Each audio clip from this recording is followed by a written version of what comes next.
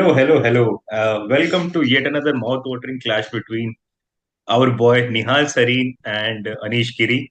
And with me, we have Grandmaster Harshit Raja, Indian 69th number Grandmaster. How are you, Harshit? I'm doing good. I'm just so excited to watch this match.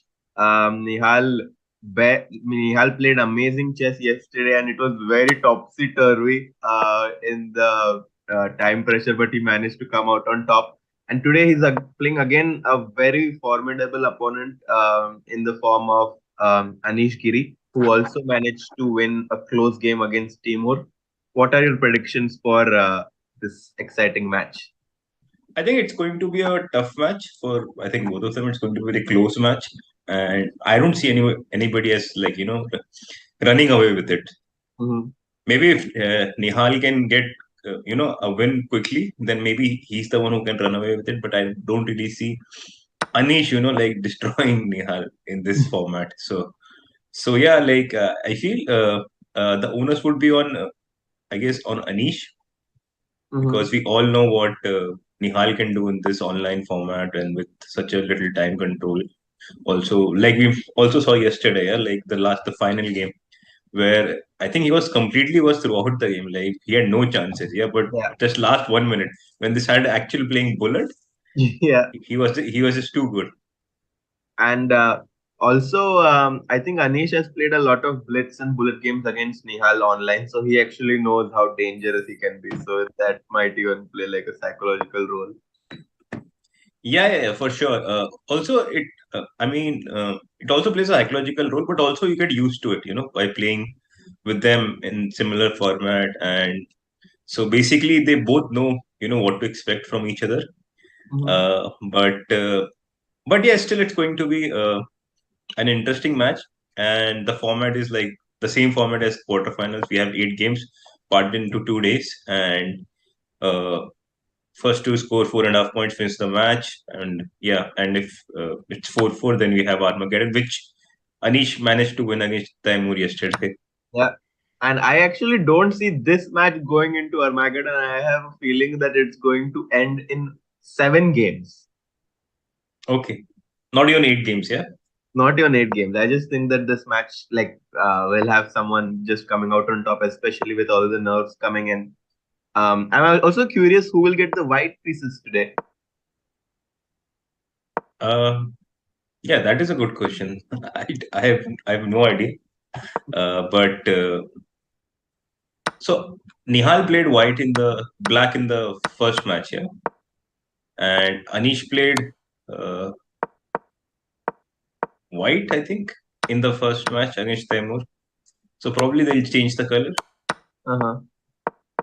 I, So of course, like they will get equal amounts of whites and blacks, but maybe if Nihal manages to get the white pieces and put on early pressure, that can definitely have a big impact on the match with regards to who gets the white pieces in the first round. yeah, for sure. Also, I would like to ask you one thing. Like, do you think Nihal thinks that he's an underdog, or do you think he feels that he's par with all these guys in I this kind know of that event? I'm pretty sure he doesn't think he's an underdog.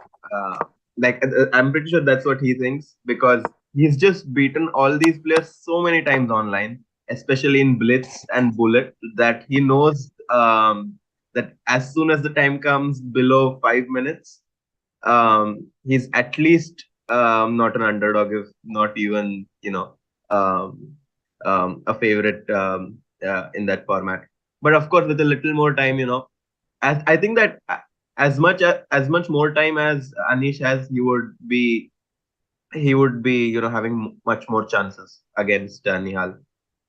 Yeah, and we had Hikaru on the screen for a brief moment, and I could see his shirt. What do you think in general about the dress code, the fitted dress code? Because his shirt looks quite interesting. Yeah. I really like it. It feels as if he's bringing in the Levon vibe with that colorful shirt. I really like it that everyone is dressing very well, and we even saw Nihal with his Akshay Kalpa shirt. Yeah. And they are also allowed to listen to music, which is not a first, but has only been brought in by Chess.com, I think. In the Pro Chess League finals, it was. Yeah, yeah, yeah. Also, like sort of a noise cancelling headphone so that you don't hear really people cheering or like commentators s- trying to analyze the position. So that it's an interesting concept, and yeah, I mean it will be uh, good to see what happens next. Also, I wanted to ask, uh, coming back to for the shirts thing, yeah. So we see Yeah. Nihal was wearing Akshay Kalpa yesterday. We saw Nihal wearing similar shirt today. Do you think it's like coincidence or like it's he thinks maybe this is my lucky shirt and so let me I just don't wear it think over and over again. I don't think he has many choices with regards to when it comes to clothing because of how well and how uh, big Akshay Kalpa is supporting him is completely, in my opinion, that has probably also played a very big factor in his progress and growth towards becoming strong player. Because most of the people in India, even having a very big talent and potential, have not been given the right amount of resources. And Akshay Kalpa stepped in and helped Nihal. And here we see the statistics. Um, Anish, 28 years old versus Nihal, 18 years of age, and they've, I think, given some rating. I think maybe they've calculated with terms of how they're playing in these matches, and Anish is rated 10 points higher than Nihal, but it's very close, 2796 to 2786. And they have made one rapid head-to-head draw and one draw in the FIDE Corporate Chess Champs, and they have never played classical. So I think that even the ratings kind of suggest that the match is going to be very close. Yeah, yeah, I think uh, it's going to be a tight event, and also I see the last rapid meeting, and we have the other semi-final which we haven't talked much about till now. So we see two US players, Hikaru Nakamura facing Wesley So. And again, rating wise, you see 28-22 versus 28-24. Age is also quite similar. Hikaru is 34, Wesley is 29. Uh, Rapid head to head, 10 wins for Hikaru and 9 losses for for Hikaru. That so he's just leading by one margin. And again, if you see the stats, it's like very close, yeah. Yeah, But only stat which I see is in huge favor of So is like classical head to head. But this is far, far from being classical chess here this year. yeah, it's very far. And I'm just surprised to also see that So Wesley is actually the rating favorite in this match.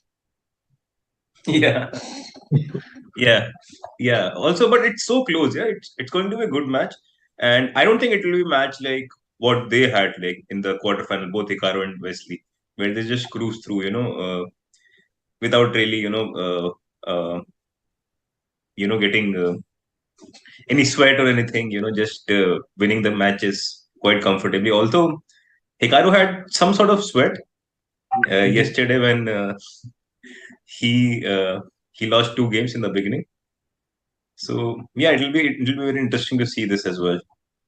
And there is a comment from Shire who says that it will be one US and one Indian in finale. I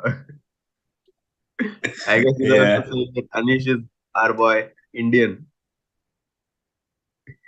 yeah, yeah, for sure. Like at least I'm hoping that first of all,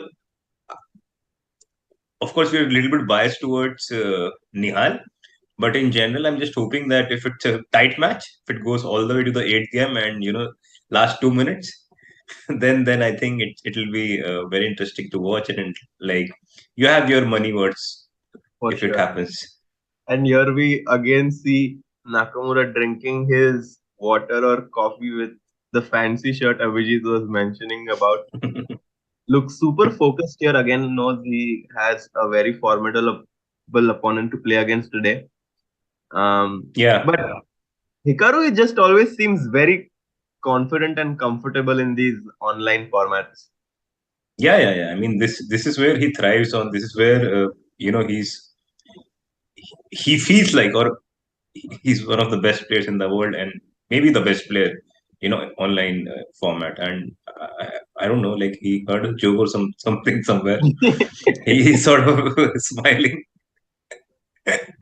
Also, I would like to remind our viewers that winner of this match, winner of the semifinals, will get $100,000. Look at So this, $50,000 on the stake right now between both the matches. The winner will get a price jump of $50,000, and from there, it only goes up to $200,000, $500,000 in prize funds. Um, I have never seen something like this before. yeah, I'm just trying to count in rupees. You know how much is it? Just trying to understand how much it is. So 80 lakhs. If Nihal wins this match, he gets 80 lakh paycheck and more. Yeah, So amazing it is. prize fund, as you said. Like, yeah, I haven't seen such kind of prize fund in any event, any chess Yeah, event. So yeah, kudos to chess.com for getting this and bringing chess. Again once to at the top. and is Nihal on the board? Could we have Nihal's camera if we can see what he's wearing today and how he looks before his match against Anish? He's not here yet, but we can see his chair should be coming very soon here. I think they Yeah, are going to start the first game with Nakamura and so um, the same time. I think the Anish will game will start first. Anish and Nihal. Then Okay. after a while, I think. So we got news that the Anish game is going to be starting first, which is great for us, so that we will be focusing on the game between Nihal and Anish, and soon after that, we will also have our eyes on the So versus Hikaru game. Um, Here we see Anish. Again, smiling. I don't know. Maybe they had some inside Like joke with Hikaru. they always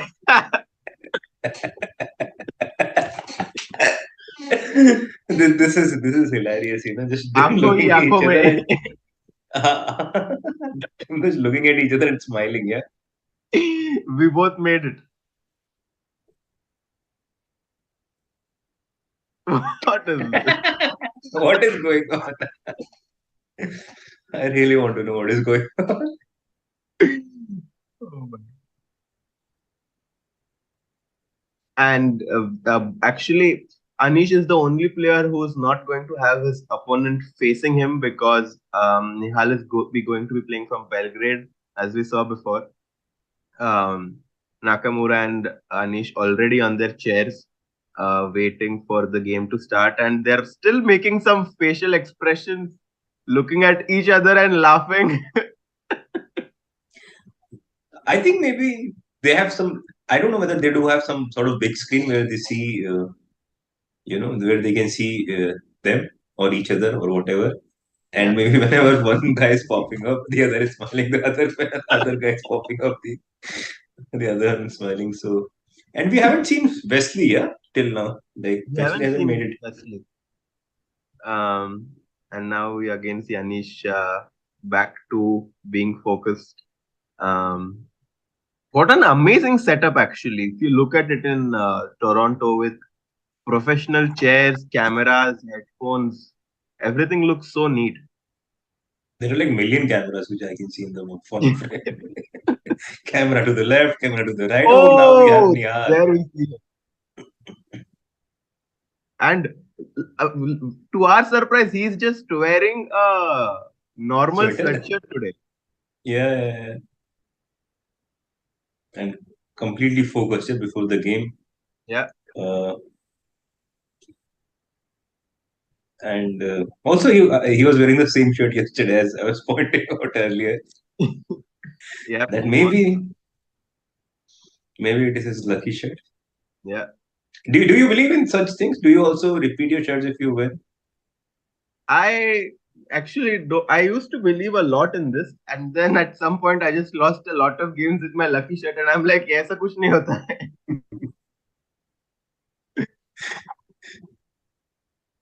Right, right. I remember like once, like long time ago when I was a small kid, like around 10, 11, Hmm. I wore one shirt for like, I don't know, 1 week just because Wow. I didn't lose.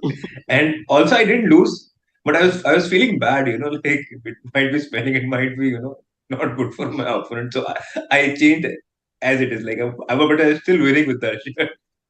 It's not like because I lost, I changed the shirt.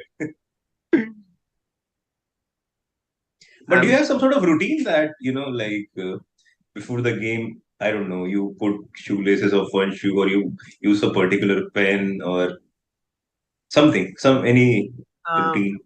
I actually always like to mm, just maybe not meditate but close my eyes, like, or at least sleep before the game, one of the two.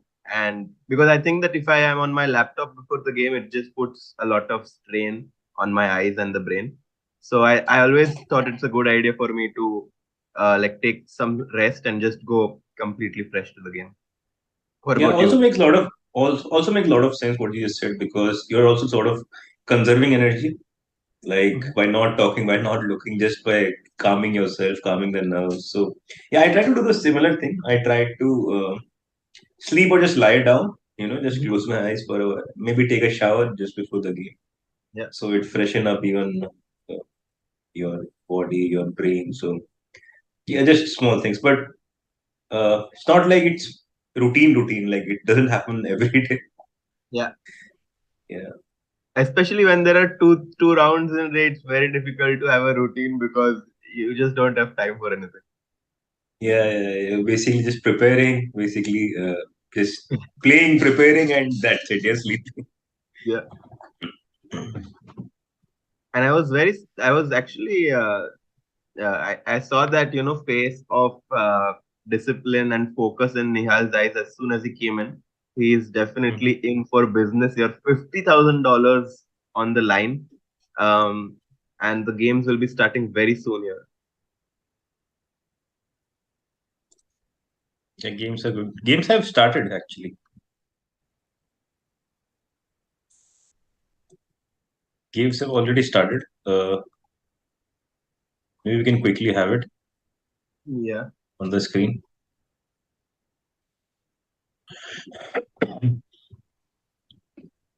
Yep, here we see it. You're absolutely right. We have the Rosolimo variation with knight e7 and knight g6, something which is played by Gukesh a lot. To be very honest with you, the first impressions of this, I think that Anish will be very happy with this, being extremely well prepared in the opening. Knight d2 a6 will be played here. Um, I think there were a lot of games by Gukesh in this line recently. Abhijit, have you ever played this with white or black? Bishop d3 and e2 two No, options. mhm. I haven't played this at all with either color, but yeah, it is interesting and it is Sicilian. So what else do you want? Yeah, So Sicilian and as you pointed out, like Gukesh has been playing this for a while now, like with black pieces at least, yeah. and he had a pretty good result. He bet Caruana in this line. Hmm. He bet many other strong players as well. So Yeah. it'll be interesting to see In this how it. exact line, though, I think that it will be a little tricky for black because what black usually does is takes on d4 and goes b5. At least this is how Gukesh had played in one of the European Club Cup games. I'm not sure of the move. He goes for b5 directly here. Mhm. And white basically has a strong center and queen h5 here, very typical in this line. I am a little worried to be honest because this is a line which Anish is usually going to be very well prepared in, and I don't know how Yeah. much experience Nihal has. Also, okay, Queen H5, Knight C6. Yes, but Yep. position seems quite solid. Mhm. And black can have a long term, ideas, sometimes to open up the uh, the light square bishop with f5 and some sort of attack on the king side. Mhm. So, but again, yeah, I mean, as you said, like you never know with Anish, like how deep is going to be his preparation. So that Because that we will know pretty soon. But This very Nihal is strange always moment to thinking. think, no? Yeah. Yeah, I mean, I understand DC6 is also a move, but somehow Bishop C6 feels so normal. yeah. But I also have Bishop C6 F4. I mean, when Anish is well prepared, I'm not fully positive, at least in the first impressions of how good this opening choice is, because Mhm. F4, Rook F3, Rook H3 can also be something. F4, F5 can also be something to watch out for. Um, So, so maybe that's the reason he wants to play Knight C6, DC6. Maybe that's why he's thinking it about it at yeah, least. So you have to move the bishop because it's yeah. attacked by the Bishop queen. C2. Bishop C2 maybe E5, yeah. And Yeah, at least but at, this at knight least B6 F4 is looks not coming very painful here. With if my knight ever comes to C5, to knight C5. Yeah, yeah. F4 also is not possible because this pawn hangs. Rook D1 coming in. This bishop, if ever does not get C5 and white gets this knight C5 before, I think white will be very, very happy. Yeah, See, yeah, this is yeah. what You're happened. absolutely. But he went C5, yeah, instead of But E5. yeah, but C5, look at his F4. clock. I'm And it feels like it's all part of prep, yeah, for it Anish. it is part of Pret. I'm pretty sure. And that's what I. As soon as this happened, Abhijit, I told you that playing Sicilian with Anish with white, especially a trendy line, is always going to be very, very hard to come out of the opening from. Yeah, yeah. But I mean, you can't just uh, have this kind of psychological ploy. You should, I think, still play what you know the best. Now, look, F5 And is coming in. F5 is coming in, Abhijit. Big attack. I think Because F5, probably EF5, EF5, 95, I have some F6. And F5, 95, you have to always be afraid of something like F6. F6. Because if you take this hangs, but you do have F6 move, but it's still a lot to be, calculated. Knight F3 coming in there. Yeah, yeah. I'm very scared actually, to be honest. What if I just go F5 here? I guess 95 has to be played. Yeah, just to quickly show you the spectators that if you take and then F6, opening this diagonal of the bishop with the queen and the pawn attacking the bishop on E7, this is all over, which is why F5, knight E5 was recommended by Abhijit, and even now F takes E6, F6. attacking the knight. You Maybe now can't Bishop. capture. Maybe now Bishop F6. Wow, wow. Maybe something like this is what Nihal might have to go for. But I'm wondering if I can just do knight f3 here with the idea that if you take, I take with the rook and fe6 maybe. Oh, fe6 I have e5. Sorry. So it's not so easy actually, Abhijit. yeah, I mean, maybe I should play G6 one move here. I like you've already given up a pawn, so I think you cannot defend it back. Queen G4, Yeah, maybe Bishop C8.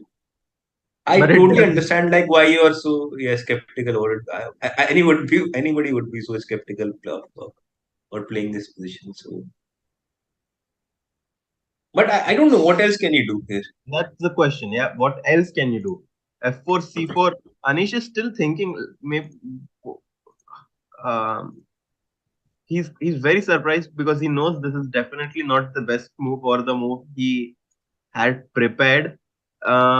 Maybe an interesting practical try by Nihal, because if you played the best moves, Anish was probably well prepped until move 20. But F5 play. this just looks very risky, yeah, Very risky. for black. Very risky.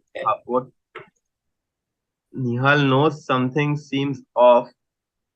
He seems uh, little nervous here. F5. I think knight e5 is the only move here actually. I mean, you can also play knight h8, but you really don't want to play knight Yeah. Knight h8. h8 is really not what you want to do, with ideas like maybe f6, e5 coming in. This is precisely why I wanted to play knight h6 to tempt you to play f6. Yeah. I thought maybe f6, bishop f6, e5, and maybe I have this intermezzo with g6, Yeah. and then.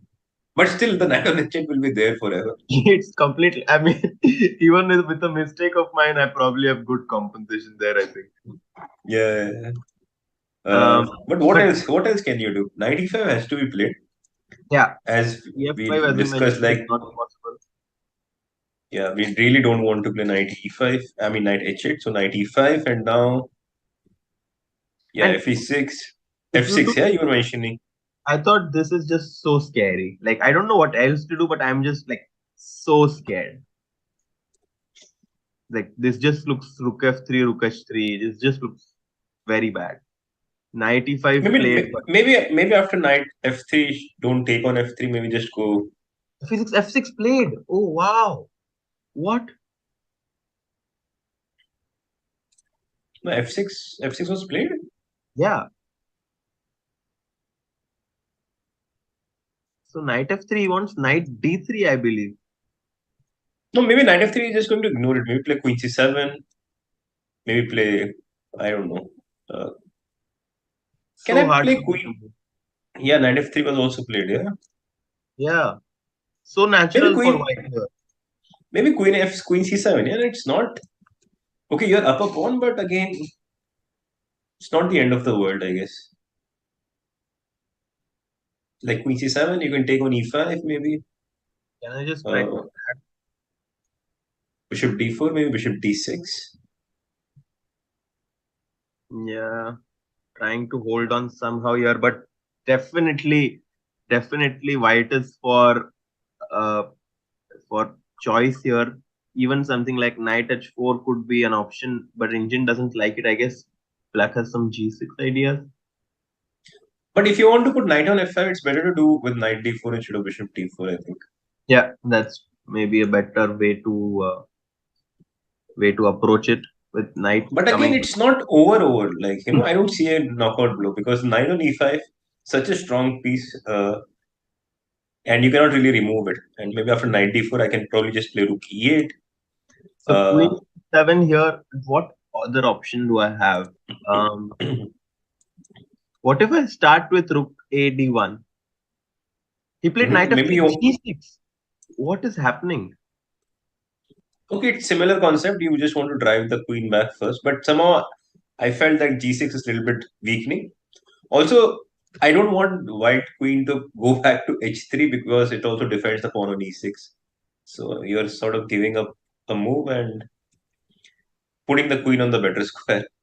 Yeah, So definitely let's say seems a queen little. h3, or how do you play now? I was thinking whether I should go to h4 or h3.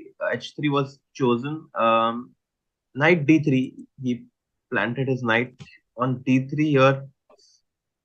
Looks so scary. Even something like bishop h6 followed by some jumps to knight g5, rook f7 have to be considered at some point. Yeah. Queen g4 or like bishop d3, queen g4 looks very scary. And the only reason I wanted to play queen c7 earlier was that uh, now all these moves, queen g4 and all not possible. And after once you have such a strong knight on e5, why remove it? Yeah, and if you take, I think this endgame will be fine for black because it will be very difficult for white to defend the pawn. Um, Yeah, Knight d3 has been played, and Anish is thinking in this position. Um, Nihal definitely needs to, be very resourceful in this position to come out and save it because white definitely has a lot of initiative here. yeah, for sure. Like, and it's not at all easy to understand how to create counterplay for black. Like, Yeah. okay, you put knight on d3, but as you said, like if I just take on d3, that's it, no? Like, Yeah. Even I was considering something like this with the idea that if you ever take on e4, I'm going to have something like knight g5, which is you have to consider fg5, queen h6, rook f7 ideas. All, I mean, queen h6, I think maybe it won't work because of bishop f6, but even if it doesn't work, definitely something which you have to consider. yeah. Rook f7, it's Looks like a classy move and probably doesn't work right now. But yeah, Rook Doesn't work, F7. but I see your point. Yeah, Queen yeah, H7 and King is coming right in the center where anything may happen. yeah, this bishop is very good right now. But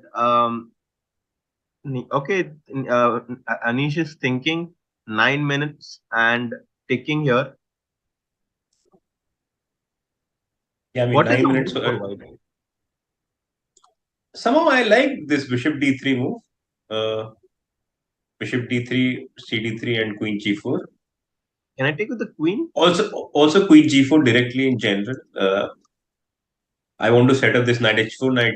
Sometimes I want to play Rook D1. So what Yeah, if I so take Bishop with the D3, queen? Queen D3.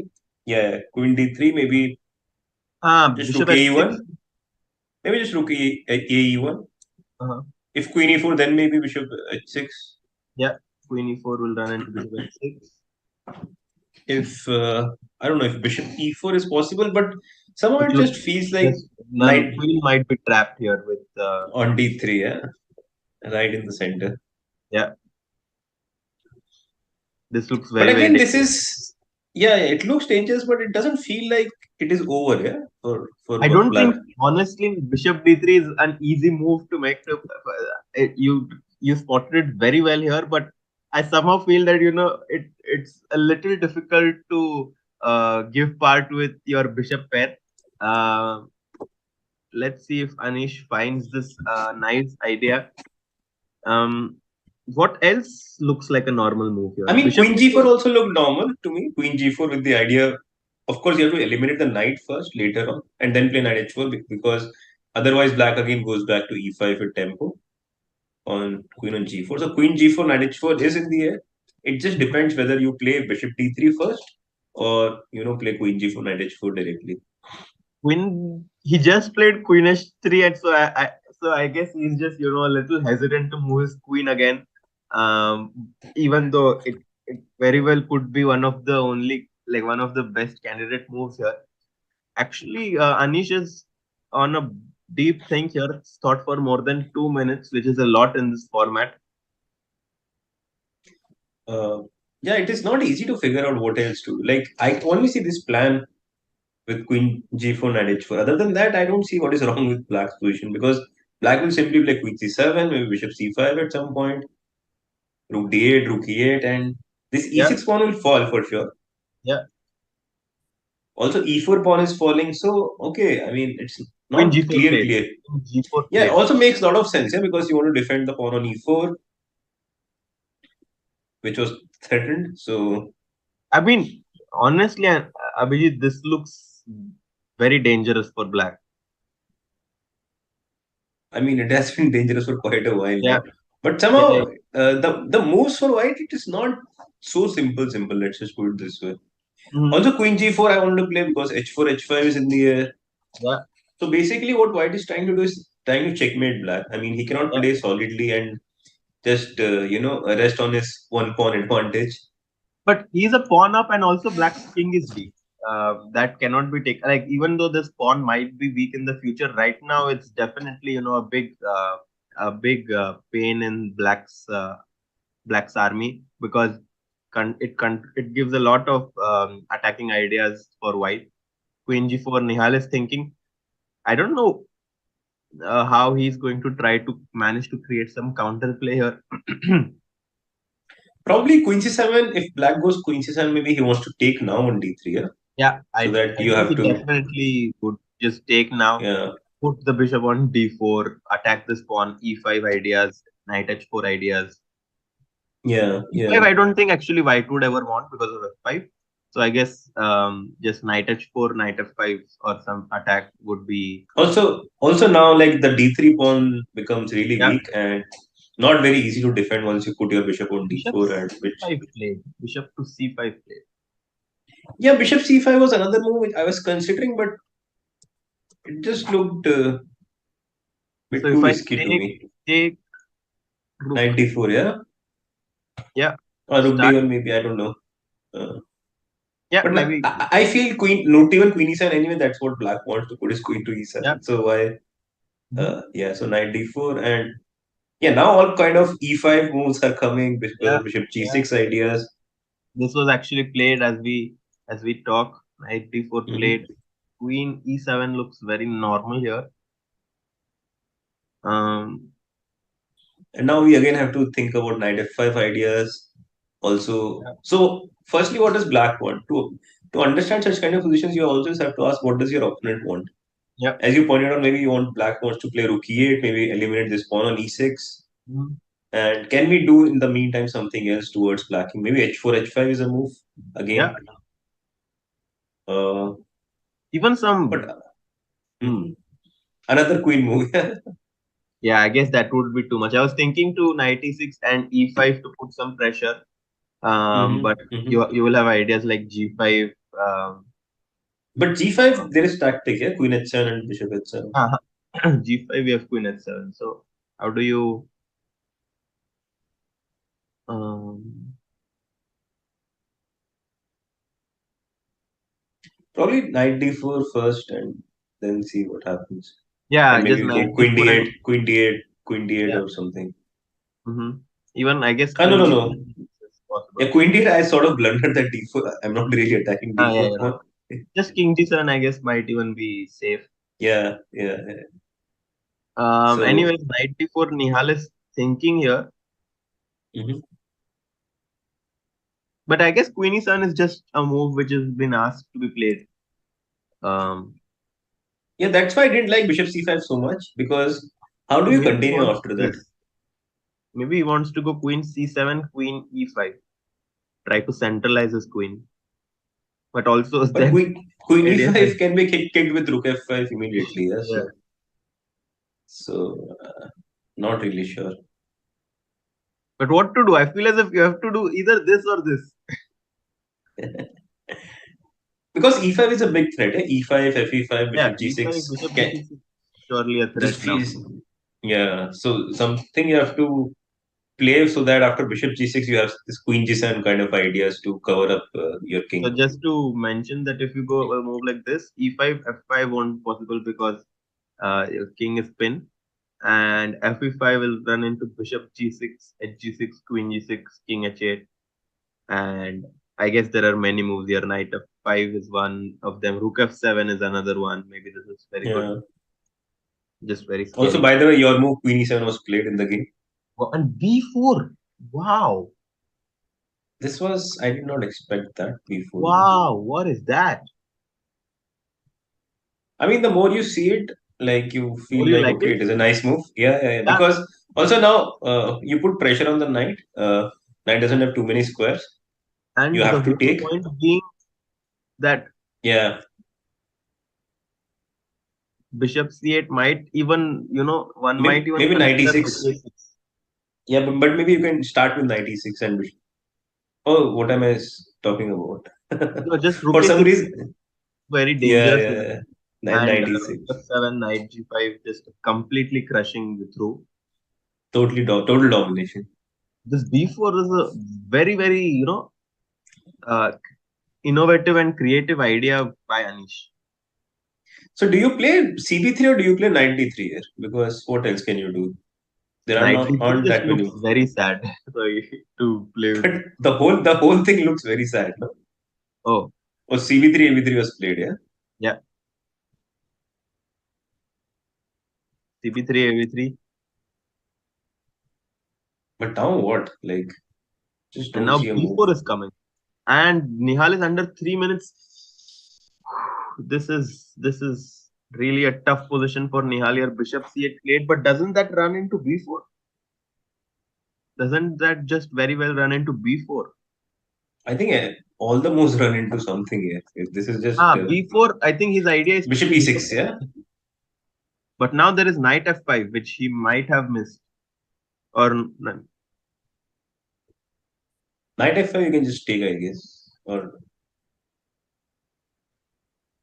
bishop e6. Maybe just knight e6, queen e6, queen d1, something like this. oh, this is amazing. These But there is backward rook moves d8. are Oh, no, queen but d1, queen queen d1. B1. Oh Yeah, my yeah, queen B1. god. This is definitely very, very easy to miss. Very, Do you very think easy to Anish will spot it? I don't know. I just played Queen D1, trying to make a move, and then Okay. I thought you saw it, and I I was mean, like, I yeah, saw very Bishop impressed. Queen B3. D1. No, I saw Bishop B3, but Yeah. I didn't see Queen B1 actually. Like that. Yeah.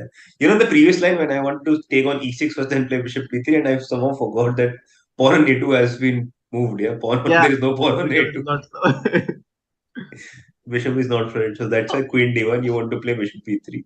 So let's That just is show the it. Yeah. thing. It's So not so easy. B4, Bishop E6, Knight E6, You Queen cannot take the E6, knight because you're just Bishop B3 and and Black is completely paralyzed here. yeah, completely Yeah. paralyzed. Um, so Queen takes C6, And now Bishop beautiful move, Queen Queen D1. B1. Yep. You attack the knight, and once the knight goes away, you have Bishop B3 This pin, happened. This winning the. happened. B4 Bishop E6 played. Oh my God. I think Anish sees it. Yeah. Anish is in full form. Like, I think Anish sees it, and judging from Nihal's facial expression, he doesn't look very thrilled. Because knight e6, queen d1, queen b1 is a deadly idea.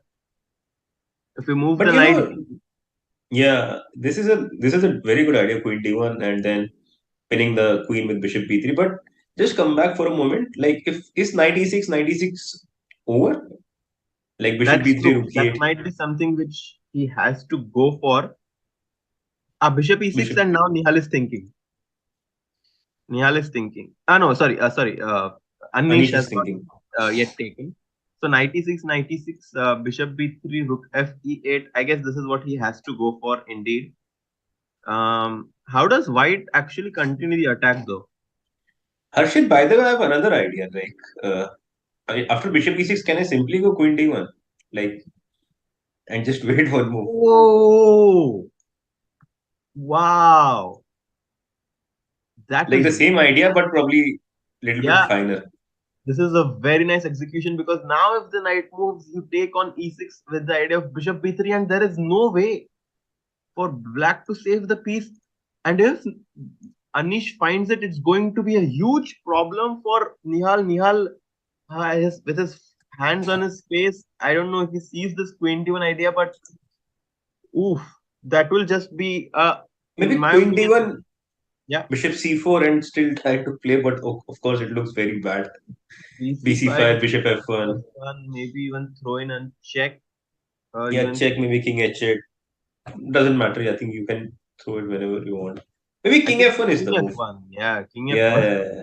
The But point queen is, but d5, Queen bishop C5 and d3, now Bishop and B3. knight e6 because there is no check. Yeah. So, But probably King H8 I would go there, not King C7.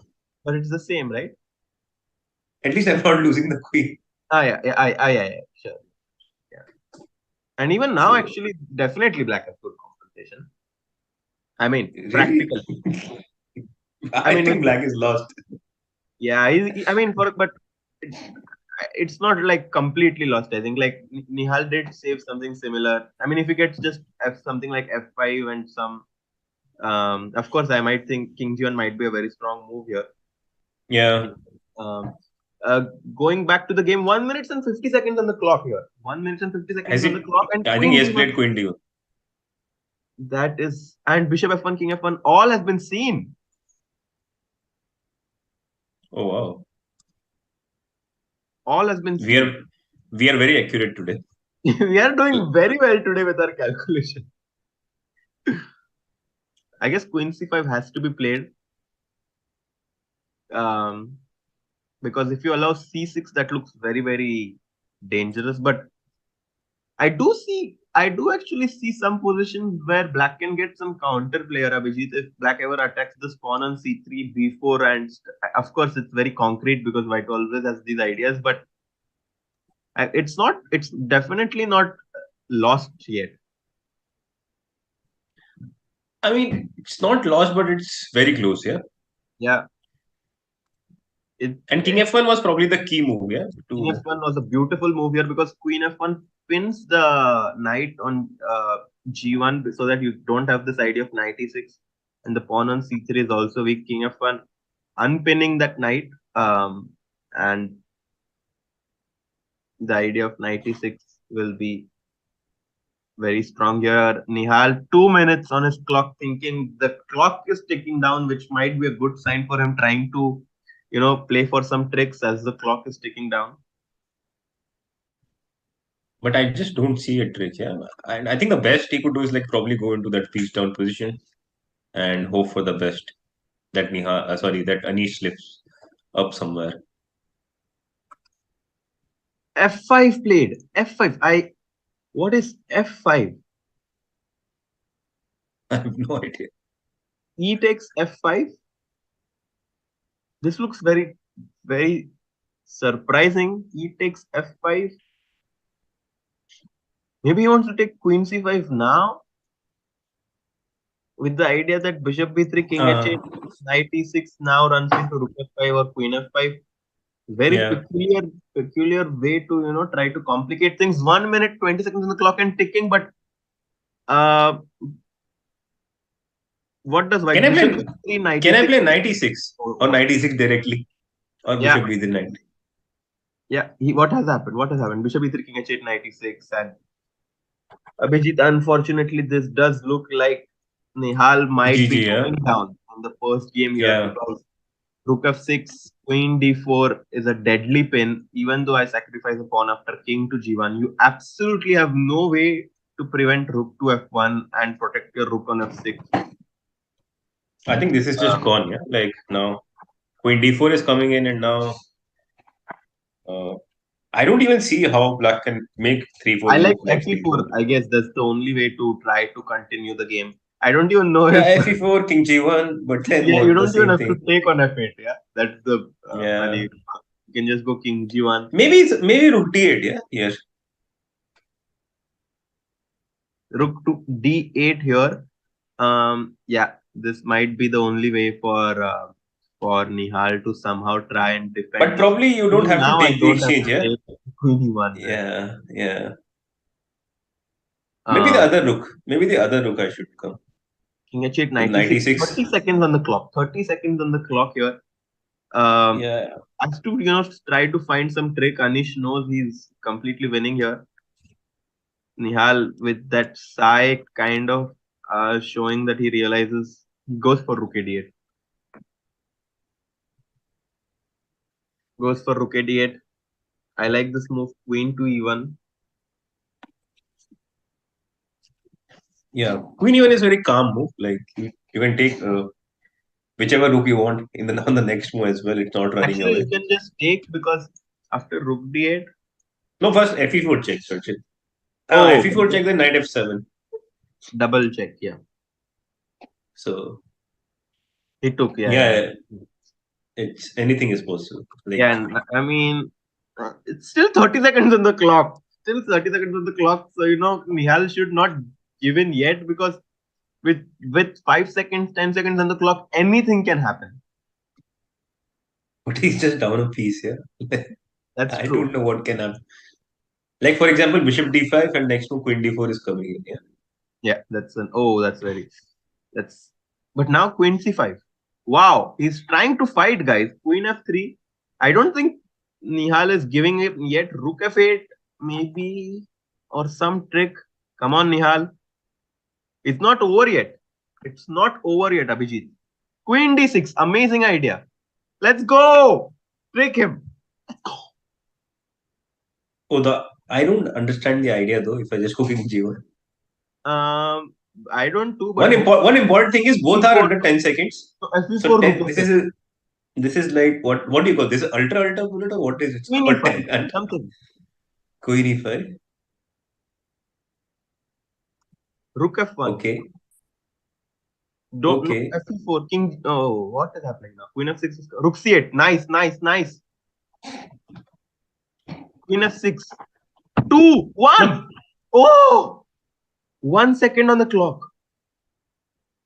A5. Wow. A5. Rook. What to do? What to do? Rook C5. Bishop F3. A4. Bishop E2. This is very close to coming to the queen A3. move territory. Rook into C. What is happening? Rook C3. Bishop B5 and some drawing chances here. Rook C3 back. Some drawing chances here for sure. H5 G5 is an idea. I think he is just going to wait here in this kind of position. H5 G5 G4, maybe try to get aggressive. I like this idea. G5 G4, King G7, nice, nice. Bishop So E4 is now coming bishop in. e4 is threatened. Yeah, so that's why I really wanted to Rook him to wait. G3. Wow. Wow. Oh, Bishop F3. This Oh was no. Oh, Bishop yeah. F3. Now he has enough time. Anish has enough time, Oh, it's Bishop F3. and rook King. d5. Yeah.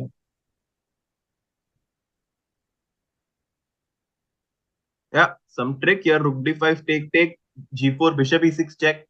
King E6, H G4. Oh, No, this is just oh, G pawn. nothing. Yeah. Yeah. It's cheap one. Yeah. Oh, wow, wow, wow. Abhijit, Nihal having some chances here. In my opinion, like I thought he will have some chances here, definitely. But this final Bishop F3 came and it was all over.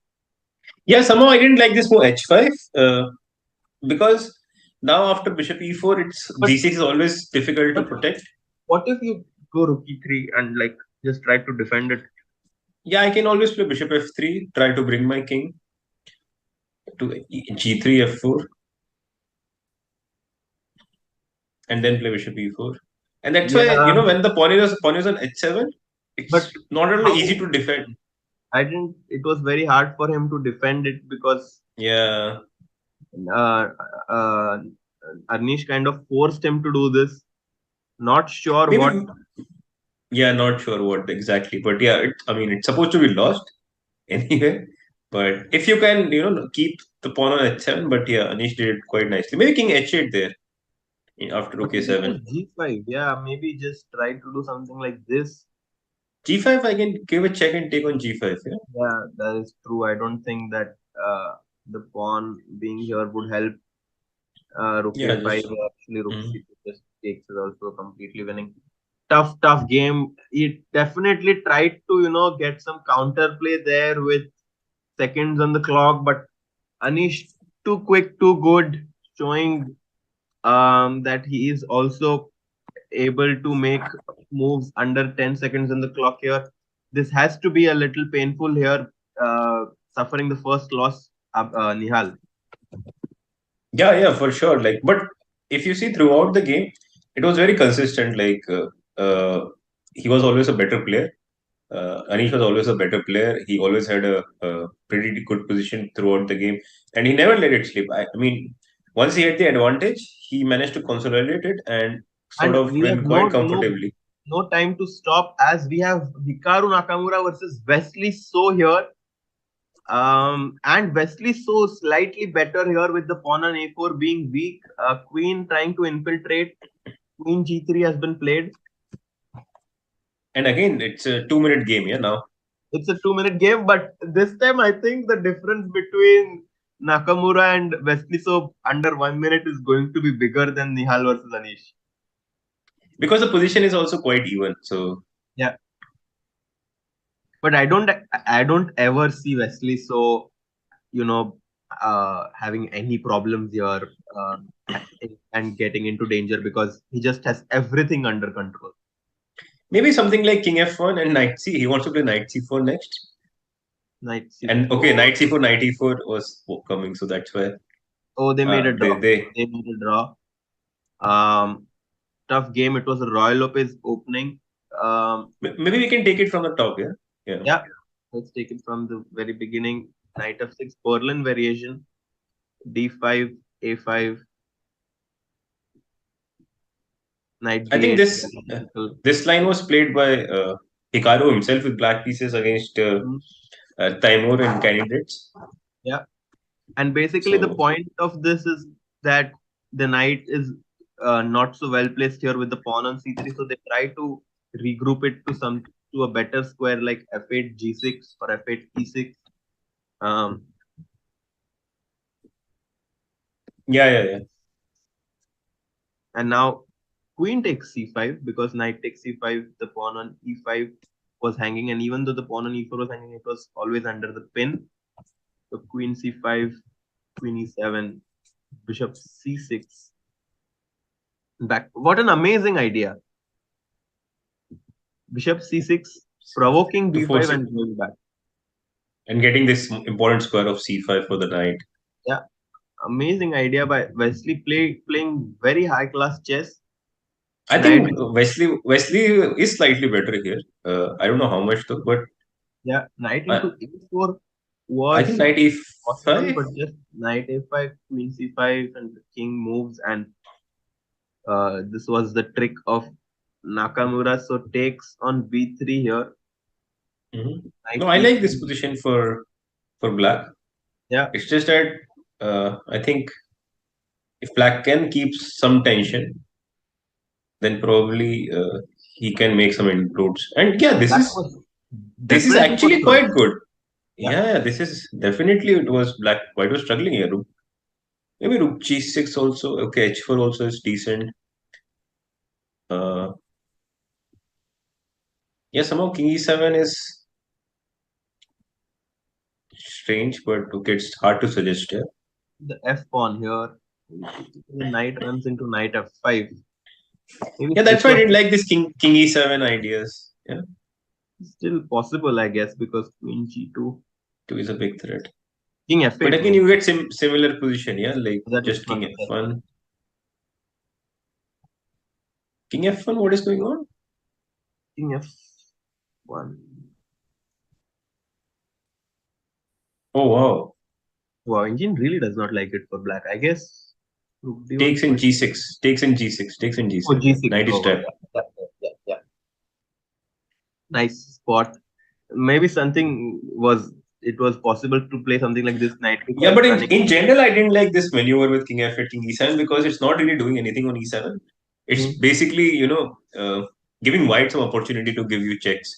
Yeah, and we saw Yeah, this position, and it was very solid. And they basically just repeated moves from here on, making a draw. I guess this was maybe an important moment in the game, trying to take knight takes e6. The point being that knight d5 might run into rook takes d5. yeah, nice. This is a nice one. And now queen g2 is coming, knight f4 is coming. G2 and knight c5, just winning the queen here. Interesting game. I think both sides played pretty well. I liked how So Wesley was putting Hikaru under pressure even with the black pieces, showing why he is the rating favorite in this match. Um, but of course, the game of this round was Anish Giri taking down Nihal Sarin with the white pieces.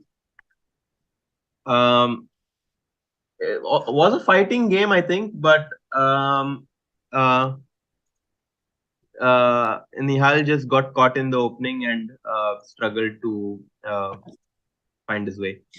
Yeah, for sure. I think the way Anish played this game was completely like marvelous. Like I don't think he made any big mistakes or any mistakes to be honest. And yeah, he deserves to win this. And yeah, opening wise, I think Nihal has to do something about it. Yep. And now we have a small break. The players taking their time off, maybe preparing, going through what went wrong in the previous game, or making some strategies for the new game. And we see the trophy for the winner there, Chess.com Global Championship Winners Trophy. The all the four players definitely going to have their eye on it.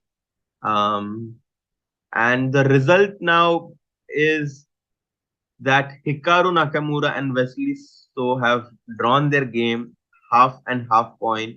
Anish Giri has beaten Nihal Sarin 1-0 in Anish's favor, and the person who reaches 4.5 purse is going to get the match and go to the finals. And some people are saying Nihal is going to bounce back in the next game. Definitely has a lot of time yet, 7 more games to go. We saw how Nihal bounced back against Sam Sevian. We just want him to pull off something similar. Um, Long way to go yet. 7 more games. Yeah, 7 more games. It's just the beginning. And as you correctly pointed out, that even yesterday he was trailing Mhm. by a point, and how he managed to come back. Yeah. And one thing I would like to add, like in from Nihal's point of view, I haven't seen him getting a better position in throughout this 8 9 games. And but still he's competing. He has come to the semifinals. So Yeah, this opening, that I is a think, me. um, maybe he will think twice before entering some trendy line against Anish, because Anish is just so well prepared, and um, he shows exactly why c3, knight d2, bishop d3, and queen h5 here played, um, and knight c6, dc6, f4, f5 just played extremely well throughout the game. I think start to finish, I didn't see Nihal having any single opportunity to come in the game. Yeah, for sure. I think once you saw this F4 F5 idea, it was probably already quite bad for Black. Yeah, And by the way, we had a poll on the channel, and where the result had just come in, like who will win the this result of the first game, and 67% had voted for Nihal, yeah. unfortunately. But he lost, and 21% voted for Anish, and 11% for the draw.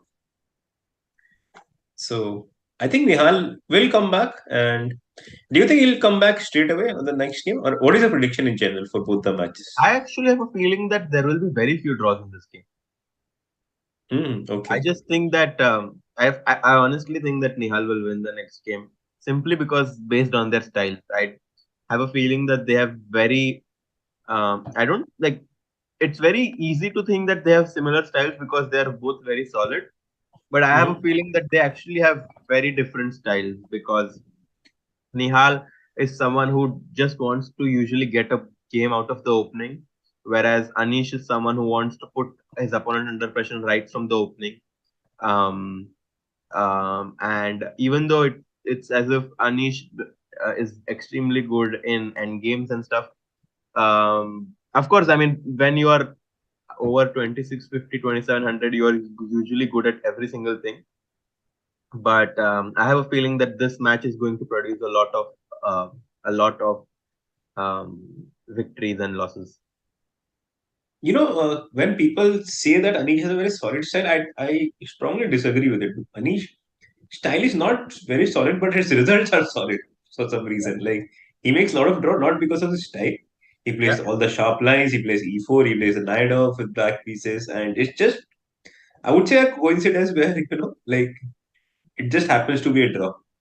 His Hmm. games. Whereas Nihal style is actually quite solid.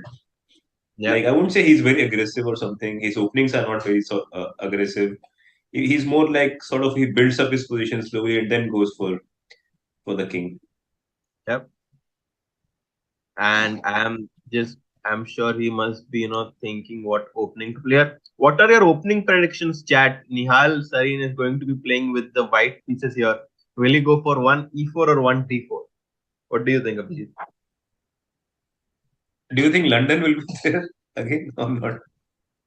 Will it be a London? He won yesterday with e4 against Savian, so maybe he will be confident against that. Yeah, but he did not play when he had.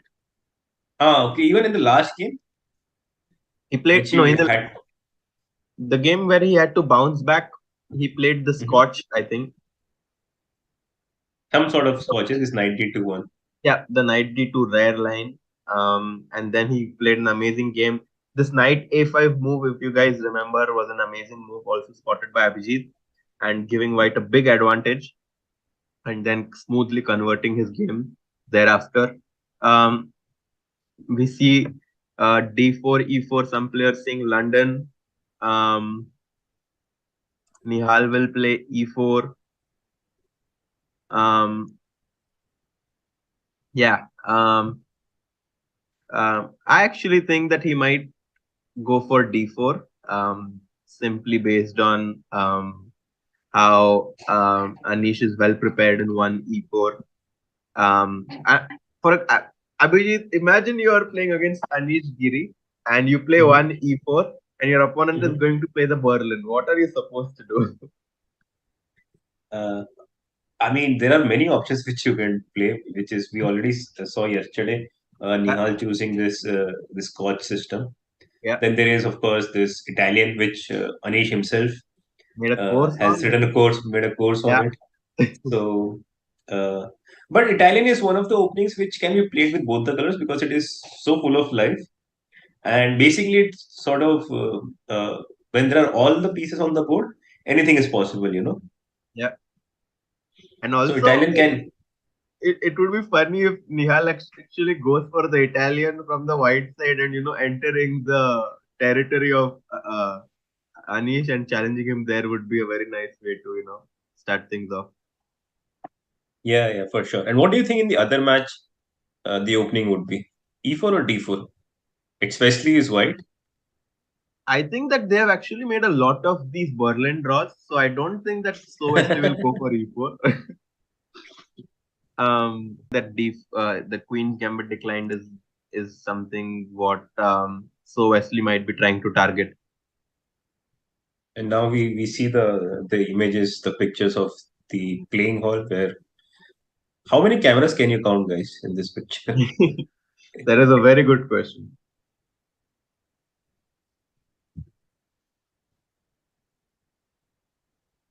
Uh,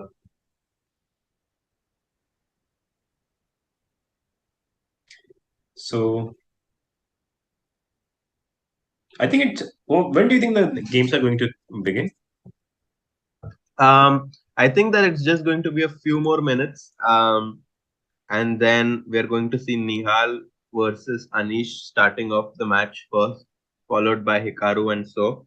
Um, so we have 7 more minutes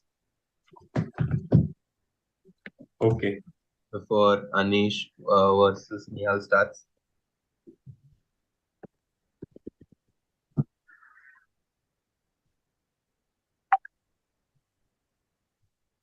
So we see the gameplay format, which is again best of 8 games over 2 days, and if it's tied 4-4, then there is going to be an Armageddon bidding system.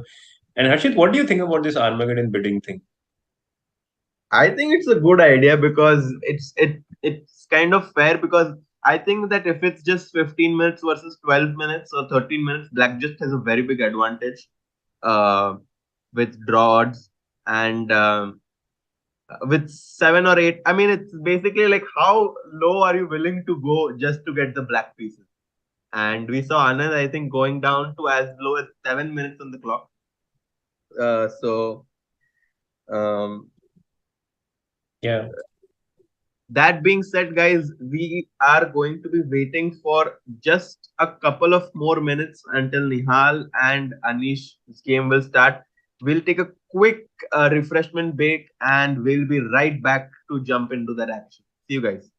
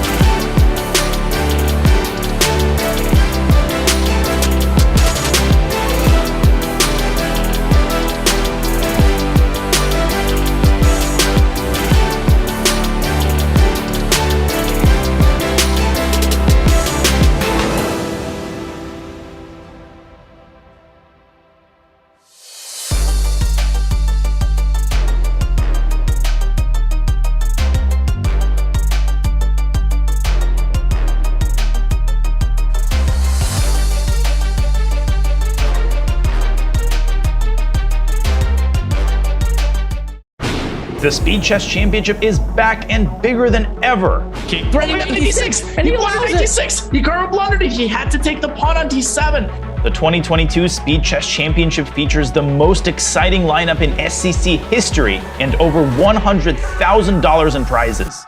Representing the next generation are Norbek Abdusatorov, Arjun Erigaisi, Nihal Sarin, and Gukesh Domaraju. Defending their elite status, we have Dmitry Andreikin, Anish Giri, Maxime Vachier-Lagrave, Wesley So, Levon Aronian, Jan Nepomniachtchi, Dingli Ren, and Fabiano Caruana.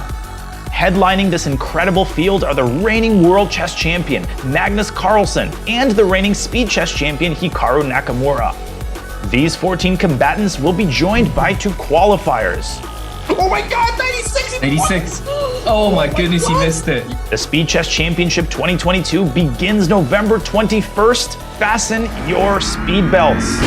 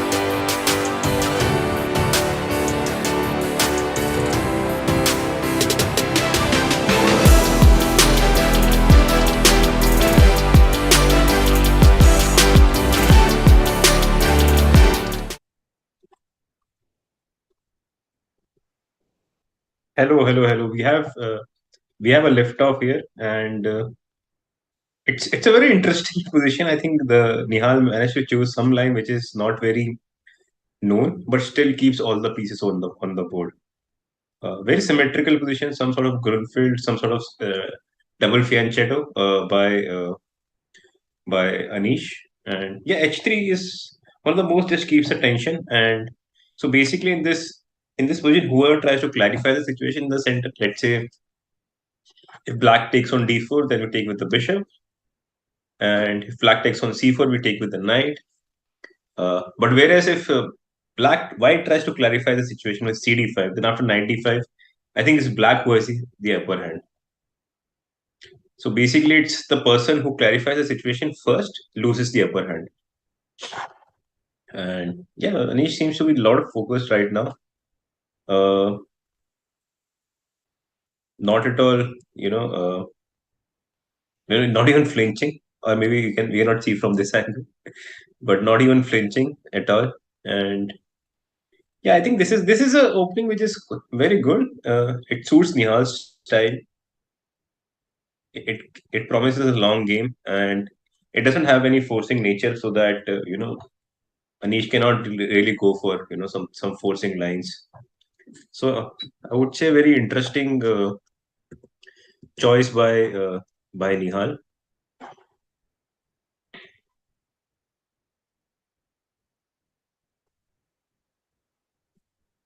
Okay, so I see it's in the chat, like, thank you so much for appreciating the commentary.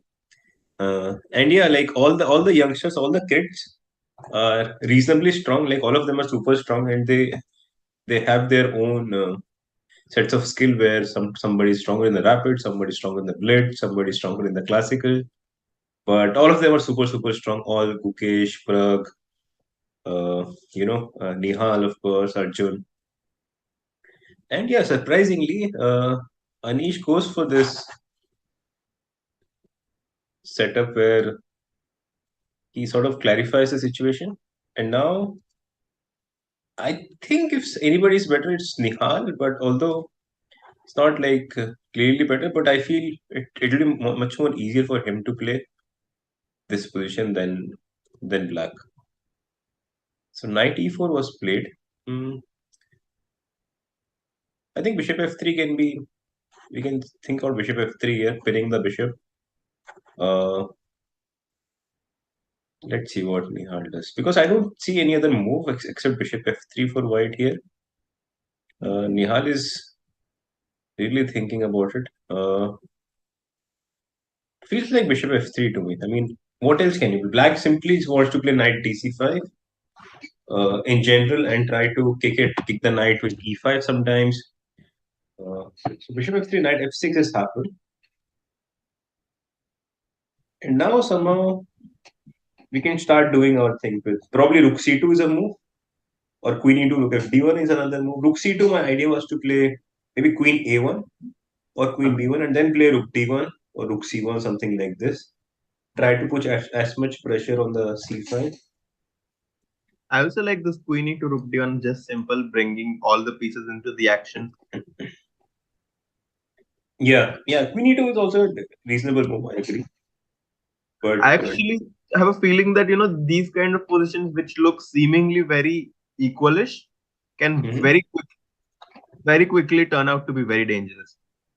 Yeah, I was just mentioning earlier that the person who clarifies the situation in the center, like the pawn was on c4, d4, and black had c5, d5. The person who Yep. clarifies loses the upper hand. And Yep. again, I think the similar thing has happened. Now white is feels like white is slightly better. Yep. Uh, Also doing good on again, the clock. yeah. Again, rook f d1. It's not very easy to see, yeah, for black uh, how to put his pieces because queen c7 you may run into knight b5, knight Just a5, nine. knight b5. Yeah. Yeah, I wanted to show like knight b5, queen b8, bishop e5. Yeah. That is So, a very nice so, idea. Queen c7, knight c5, queen e8, bishop e5, queen e8, and knight c7 here. yeah, Wrapping the yeah, So it's actually as basically just trying to mention that it's very difficult for black to find a nice square for his queen, which is probably going right. to eight, but it's hard for him to do that. Maybe something like rook c7 could be something else that comes into mind, but always have to worry about knight b5 again. Yeah, for black, the main problem is where does he put his queen? Because after rook d1, rook f d1, this queen is going to bishop is. Actually, I like this move. What he wants is he wants to take on c4 and asks that if black takes on, if white takes on c4 with the pawn, then it has a nice blockade on the Yep. c5 square. Yep. But I can still play rook f d1, and after bishop c4, probably I can take with the rook. Yeah. Rook f d1, knight d6 might run into something like knight c6. Yeah. To be honest, it feels like opening was a big success for Nihal in this game for sure. So rook f d1, what does black want here? Uh, Queen has Just to take. be moved somewhere. Maybe queen e8 here. This I Did you? thought I'm just slightly better. Bishop c4, rook c4. He played it, so we can just rook f d1, bishop c4. Yeah, I don't like giving up this bishop because I always get this c6 square, and also Yeah. like white has this bishop pair advantage. Queen c7 played. He stopped this knight b5. Maybe that was his idea Wait, to play bishop a6. doesn't this allow some tricks? I was Or thinking just a4, yeah, just yeah, a4. I was about to say the same. I like this move a4 followed by knight b5. Yeah, just renewing the threads, yeah, of knight Such a b5. nice And move. Yeah, also, like once you play knight b5, black cannot really take on b5 because then once you take with the pawn, yeah, this c6 square becomes really weak, and you can either yeah. plonk your bishop or knight on that square. The knight on c6 is always so deadly because it always gives ideas like knight e7, as well as prevents this important square on d8. Yeah. Um, like it does a multiple job, like you pointed out. Knight on c6 not only blocks black c line, but it Yeah, also blocks the d8 square for the rook. So yeah. basically, both the rooks are sort of paralyzed. And a4 was played. A4 was played. Amazing, amazing spot by Nihal and us because knight b5 is now coming in, and it seems that Anish is under big pressure here. Yeah, yeah, niche. I mean, not only here, not only this. I mean, board wise, but also clockwise. Also Like clockwise, and also we see him. His face, he seems under a little bit of stress. Uh, Knight a4 played. Anish is still thinking. Um, Guys, we saw in the last game how time can be a very crucial factor and how it can completely change the dynamic of the game. So Nihal, 2 minutes up on the clock, a very good start to the second round of this match. He's trailing 1-0, but this game can change everything. yeah, yeah, yeah, for sure. But I feel like the whole thing, like whatever happened in this game, it happened like for the good, especially for Nihal. Yeah. Uh, and right now, I don't really see, how Black can nullify this idea with knight b5. I mean, there is knight b5. There is also queen c2, somewhere So what trying if to I just make a primitive move like queen b8? queen b8. Probably maybe even b4 b5. Yeah, Just knight b5 still looks very good. Even knight b5. Also, I thought just b4 b5. Yeah, so, just get even more so he space. actually played it. Queen to b8 has been played. So b4 is also Like a very trying to do nice. the same thing. Yeah, like trying to use this c6 square and put my pawn And on knight b5. d6 runs into b5 this time.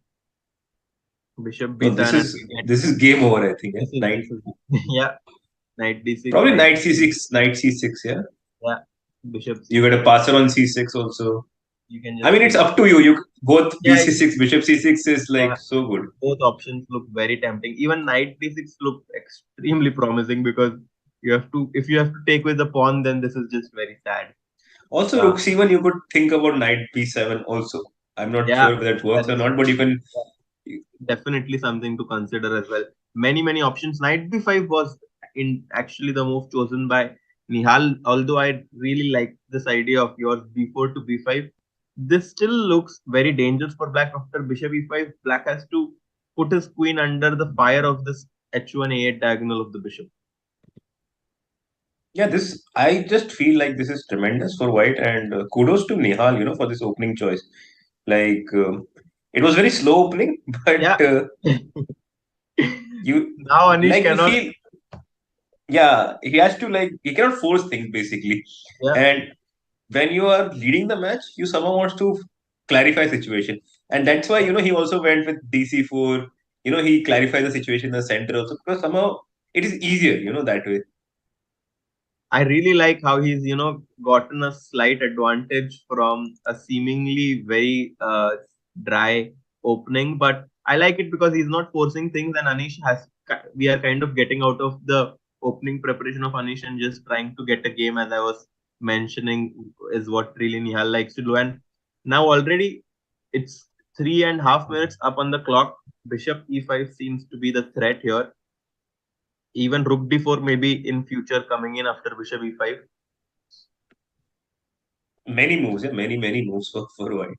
Yeah, Like the problem for black is not like just one move, like where you have to consider, but there are multiple threats. Also, the problem for black, see, a6 bishop is completely tied down. knight The knight on g5. f6 is Wow. okay, And I makes thought sense, bishop makes e5 sense. traps, but nice trick by him. But And knight bishop e5 was played instantly, yeah. because he Knight wants knight f3, f3, queen b7. He just loses a pawn. So what does he do here? maybe queen a8 and queen a8, Queen then knight a8. c7, yeah. Also, some ideas with knight c7 there. Even I wanted to say that even if we don't get an exchange, white's rooks are already in the open fire. He goes for queen to a8. But this looks really good for white. Knight c7, bishop c4, rook c4. Rook c4, not knight, not taking the exchange. I was a little worried about this because of bishop takes b3 Bishop, and rook d3 maybe. b3 just take this. I was not sure how to assess this position here. Um, Hmm. because he has two bishops and also two pawns. I thought that this would give black good drawing chances. Queen 8, rook 8 on the board. Nihal is still thinking he can also. What else can he do? I don't see any other move besides knight c7 here. Is this ever an option? Maybe not, yeah. It looks very strange, but I wanted to somehow create a passed pawn, but I guess it might be a little slow.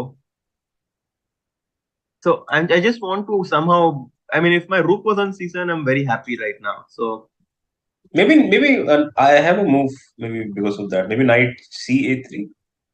knight Just c a3. yeah. Yeah, I like it actually because it prevents rook c8. Yeah, Because a7 now, hangs, so you cannot play maybe knight a7 directly, yeah? Or yeah, or yeah, because rook d8 is coming, so you can't really move the rook anyways. I yeah, like the it a same lot. thing. And rook c7 is coming in general because that was the plan. And now knight c7 is a bigger threat, yeah? You don't Yeah. have this bishop c4 ideas. And was there a move? He's still thinking knight c3, a3 looks like a very powerful move here. You know, Nihal, like yesterday, yeah, another great backward move. yeah, yeah, Also queen d1, yeah, which you suggested earlier in the first game. not easy to make, but hopefully, just like Anish, Nihal is able to find this move because this move keeps a lot of pressure on black rook c7 coming in, and we all know that if the rook comes on the seventh rank in an endgame, it's always going to be very problematic. But again, you know, having said that, having told you about this move knight ca3, it's not easy move to make, not at all easy move to make. Probably we came to the conclusion Played after, it. you know, he played it. Wow, that is big kudos to him. Very, very nice. And look at Anish face, you know, just if we can focus on it, like he Yeah. saw it how strong it is. He was just hoping that Nihal doesn't find it. Nihal Sarin once again proving why is he playing in the semi-finals of the Chess.com Global Championship. Knight C8-3, keeping the pressure on the black pieces. Rook C7 is coming in now. If Bishop takes B5, you just take back with the knight and keep the pressure with a lot of act. If you just look at the position, it seems as if white is just cruising through here. Yeah, this knight b5. I mean, all the moves are coming in. Yeah, rook c7, knight Yeah, c7. Like take your pick. Yeah, it's like this. yeah, Also, maybe sometimes I can just take bishop f6 and put both the rooks on seventh. both the rooks. Yep, definitely something which will be considered by Nihal here. 6 minutes, and in this endgame where nothing is very easy to force, I think that it will be very hard for Anish to make moves as the time goes by because White will always have little initiative in terms of development, and he takes on b5 I mean, as what else? Yeah, because yeah knight that c7 was also a big threat. yeah Nihal pre-moving knight takes b5.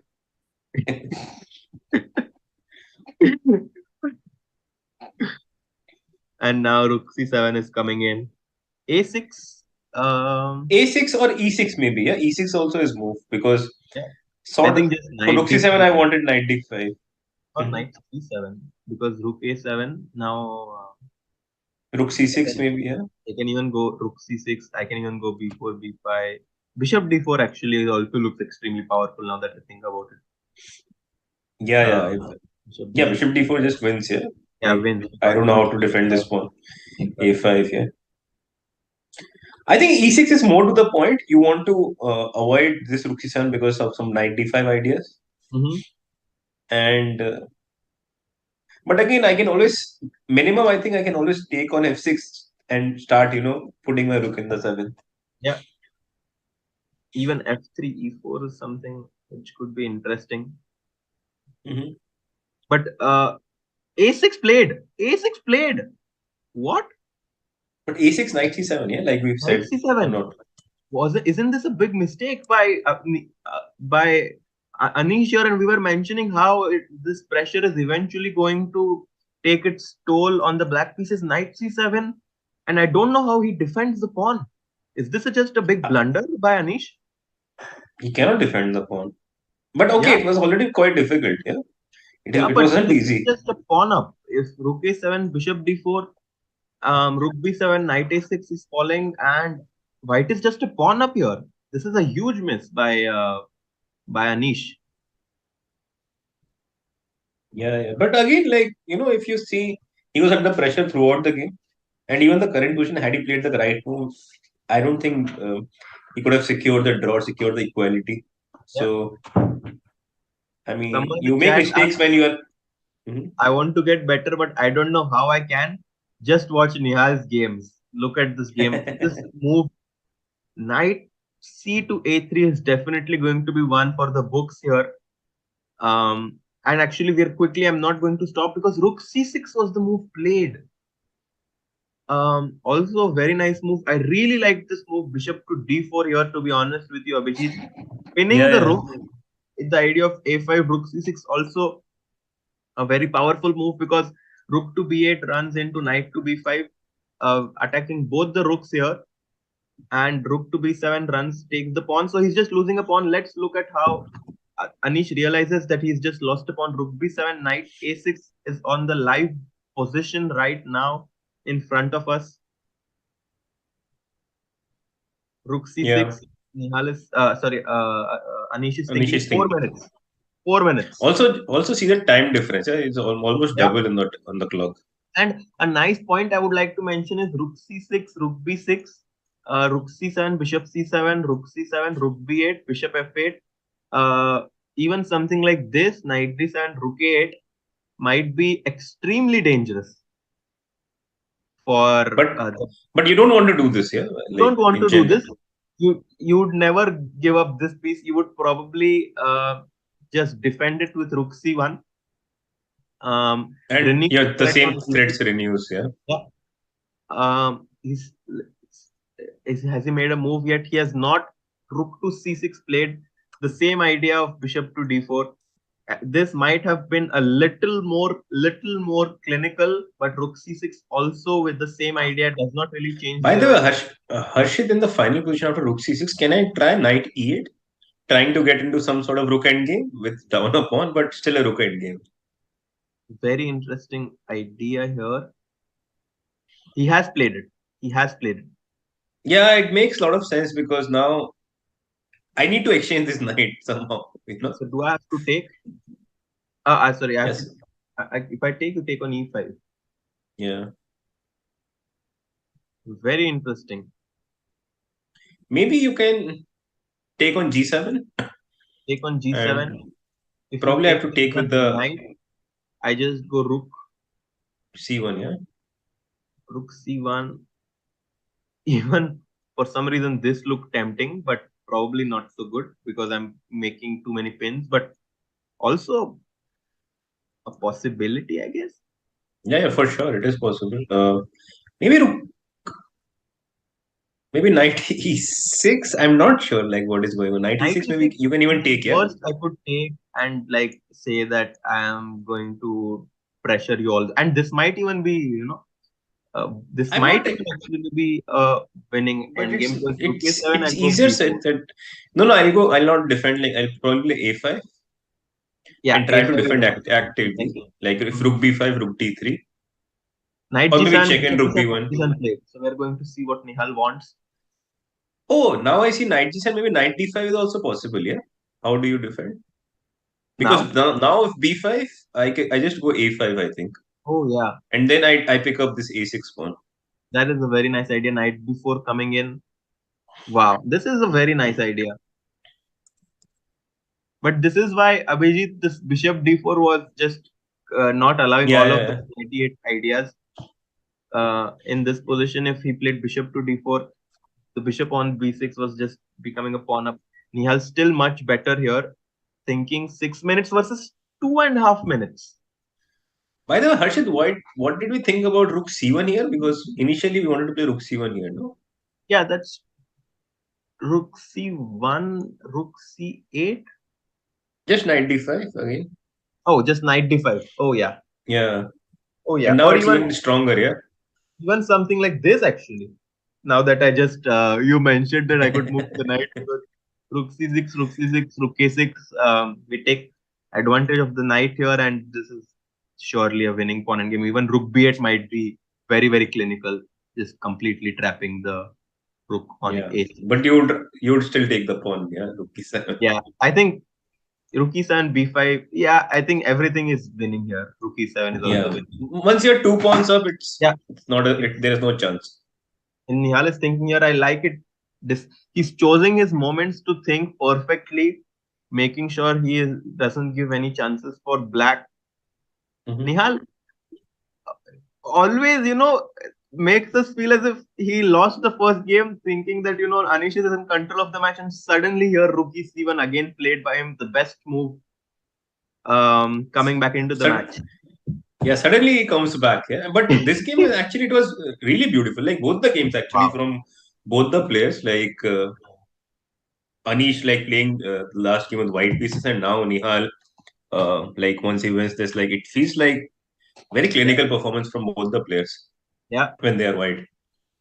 And guys, you have Rook c1 was to. played, yeah. Rook c1 was played.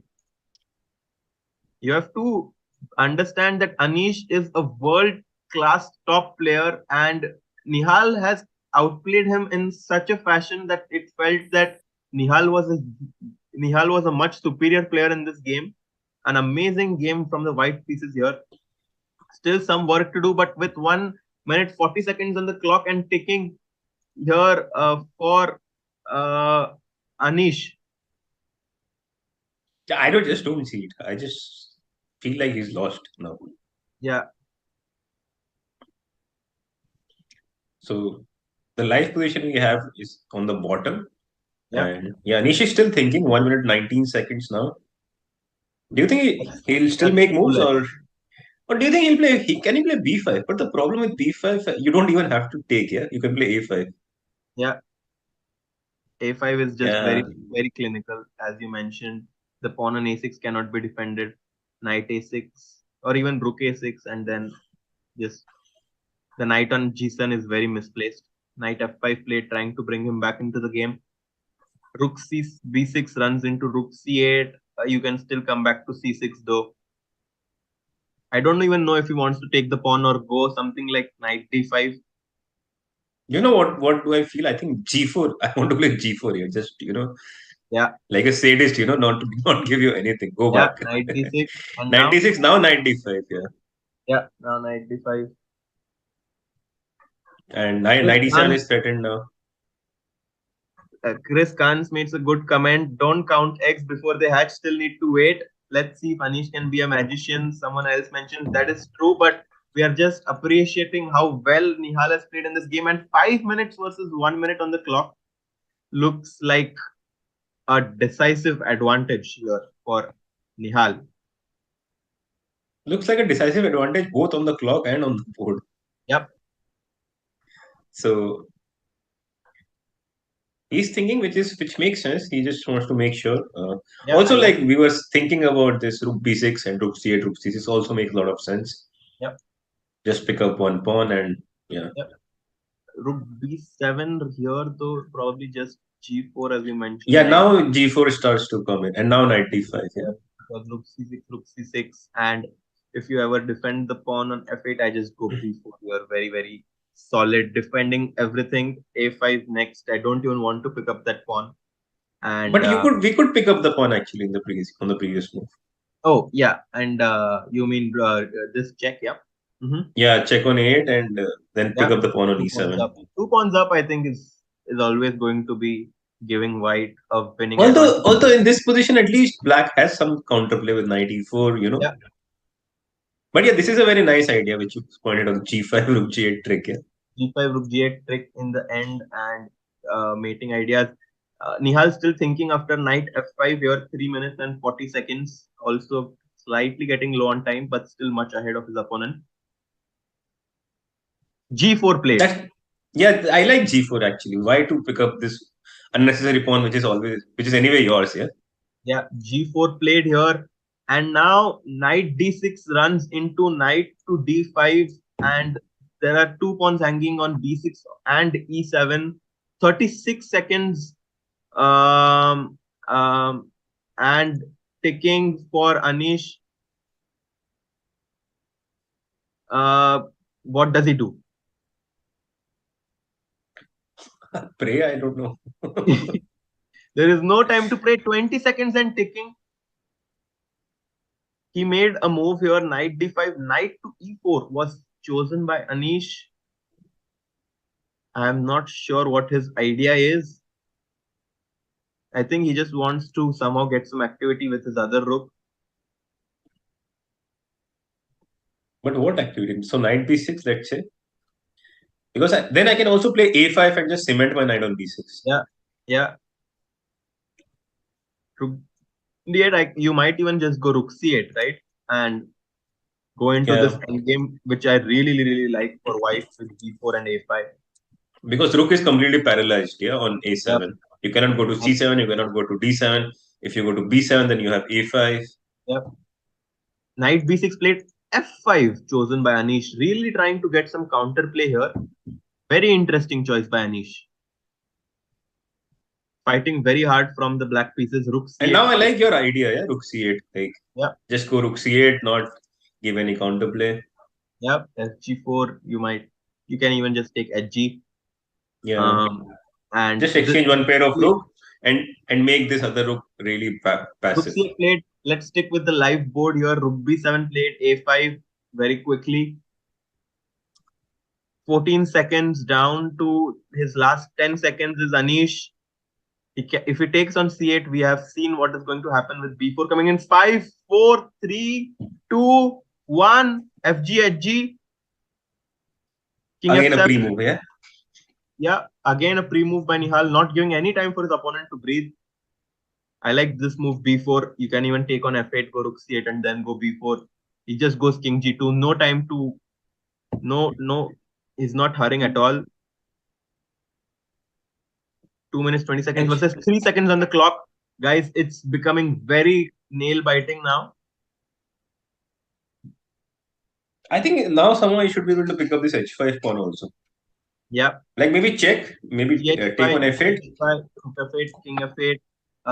Maybe I don't want to pick looks, up that one. I just want to go rook c8 and trap this rook with b4, rook 8, yeah. and let's stick with the game. Rook c8, king f8, king f7, b4 played, b4 played. Just like we were mentioning, now his rook on b7 is rook a7, and even something like rook a8 is possible. I don't think he would ever do that though.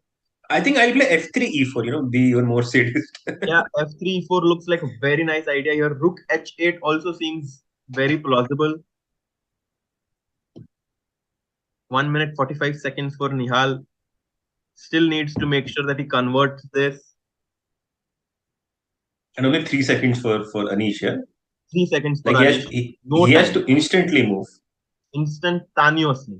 Rook h8. Knight f6, f3 for f3. Nice idea mentioned by... I think in general, f3, e4, just put more space, bring your king slowly, because basically what Knight white is... g7 though.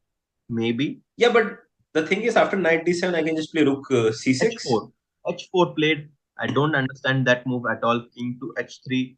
Knight d7 now, but I think 2 pawns is too much. Even king h4 is completely winning now. Knight b6, ab6. Let's see what Nihal does, but knight b6, ab6, rook b7, rook c6 coming in. 3 seconds for Nihal versus 1 minute for Nihal here. Guys, it's very close, but seems like Nihal is going to take this one home. I have another move. Maybe just rook a8 here. Rook a8? a8. I'll really even like simpler, no? Yeah, you take, knight c7 is coming in. King, knight endgame is like pawn endgame. And 2 pawns up is better than 1 pawn. So it's going to be completely winning here. Nihal thinking last down to his 30 seconds, guys. Yeah, he's taking it close, yeah? Down to his last 30 seconds. Making it close, just picks up a pawn. Knight to e5, just king g3 now. And nothing has changed. The rook on a7 is still trapped. Even f4 rook on a7 is still... f4 then maybe knight d3. Yeah, I like what he has done. what to do now. Rook d8 is an idea, but then rook c7. He has to be clinical. Rook c3. I like it. f4, giving no I like escape. it very much. I King like this e2. move very much. Time is ticking. Time is ticking. Though here, 2 pawns up for Nihal. Rook c6. Rook to h3. Knight d7 check Somehow, and knight c5. Wow, this is somehow the Anish is best. not going away. Yeah, Anish is coming back. Yeah, like he's not But like knight d7, knight c5 is superb. Superb idea. Just take the pawn here. Just take the pawn. Knight e5 runs into rook c7 take and all the pawns. Yeah, take all the yeah, pawns now. Take a6, take e1 e5. is king e1. The best. You cannot give me any check, but does allow some knight e3. But there is rook c7. Has to be a little careful here. Nihal, time is ticking. Rook takes a6, takes one more pawn. Knight c2 check. Uh, King to f1. I expect here very quickly. Knight takes b4. Rook to e6 check. Rook to b6 now. 6 seconds. A6, knight e3. e6. King g1. King h1. Is the king e1. Knight c2. King. Time is ticking. King Oh, okay. g1 now. King g1 now. Gain some time on the clock. A7. A7 very cynical. Rook a2. Rook a6. And ladies and That's it. gentlemen, That's Nihal it. Sarin has won the game. Wow. What a comeback here. What a comeback. What a comeback. And what a game, actually. Nihal OP in the chat, guys. What a beautiful conversion. Down a game in the match. Made it feel like it was nothing. Superb. Amazing. Amazing. And like, hats off it, especially the way it happened. Yeah. Like, so clinical, so accurately. And like, Superb game by Nihal. to win a game like this against a world class player like Anish, it's not easy. And we have another game going on. Chat. We have So Wesley and Hikaru Nakamura playing here. It was, guess what? Another Royal Lopez Berlin.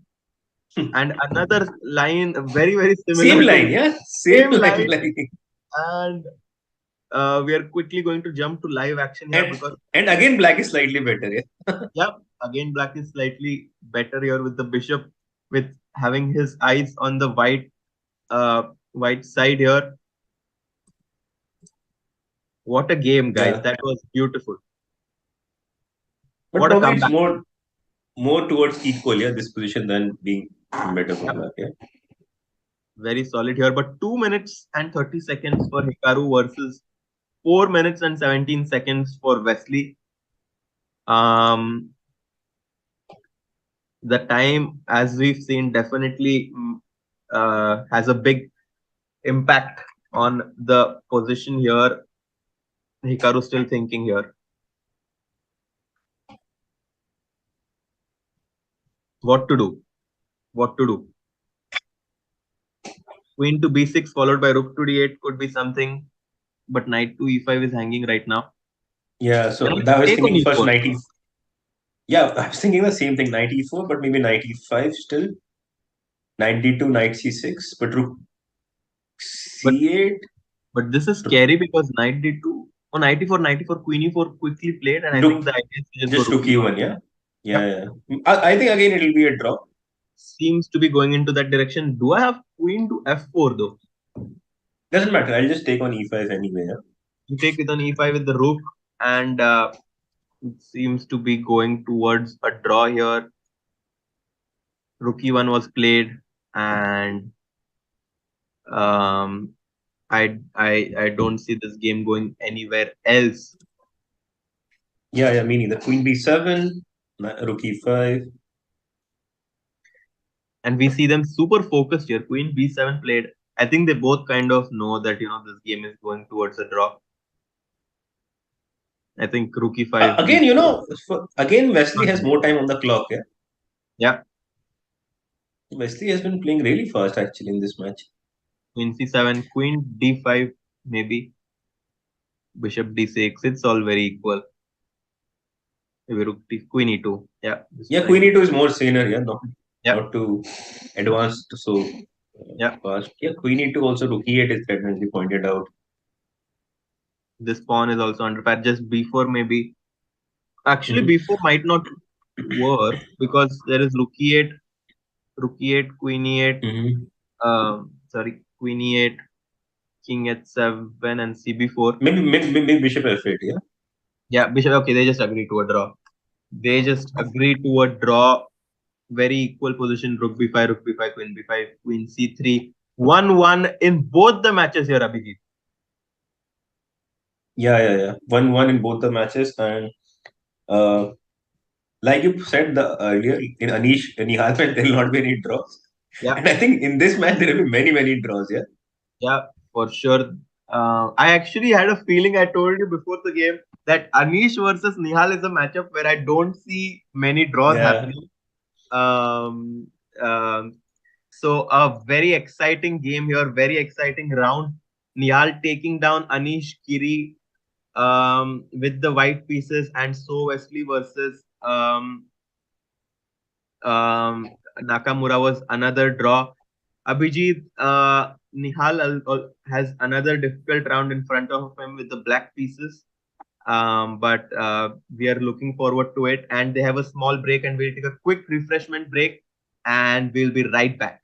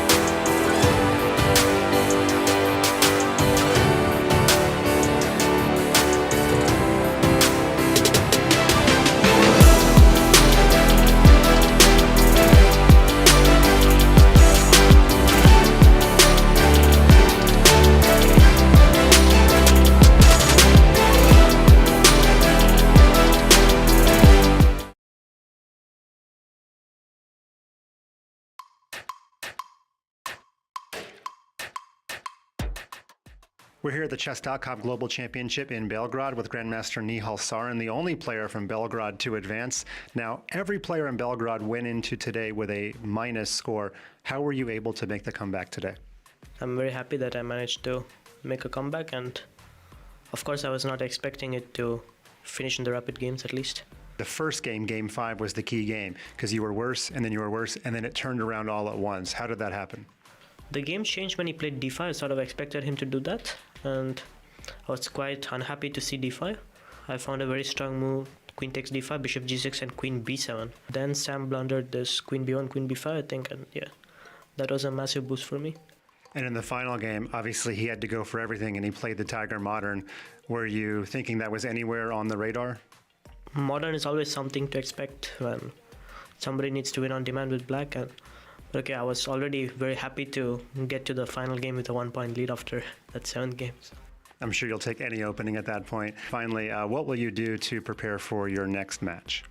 It's a new day, new match, and just start from zero.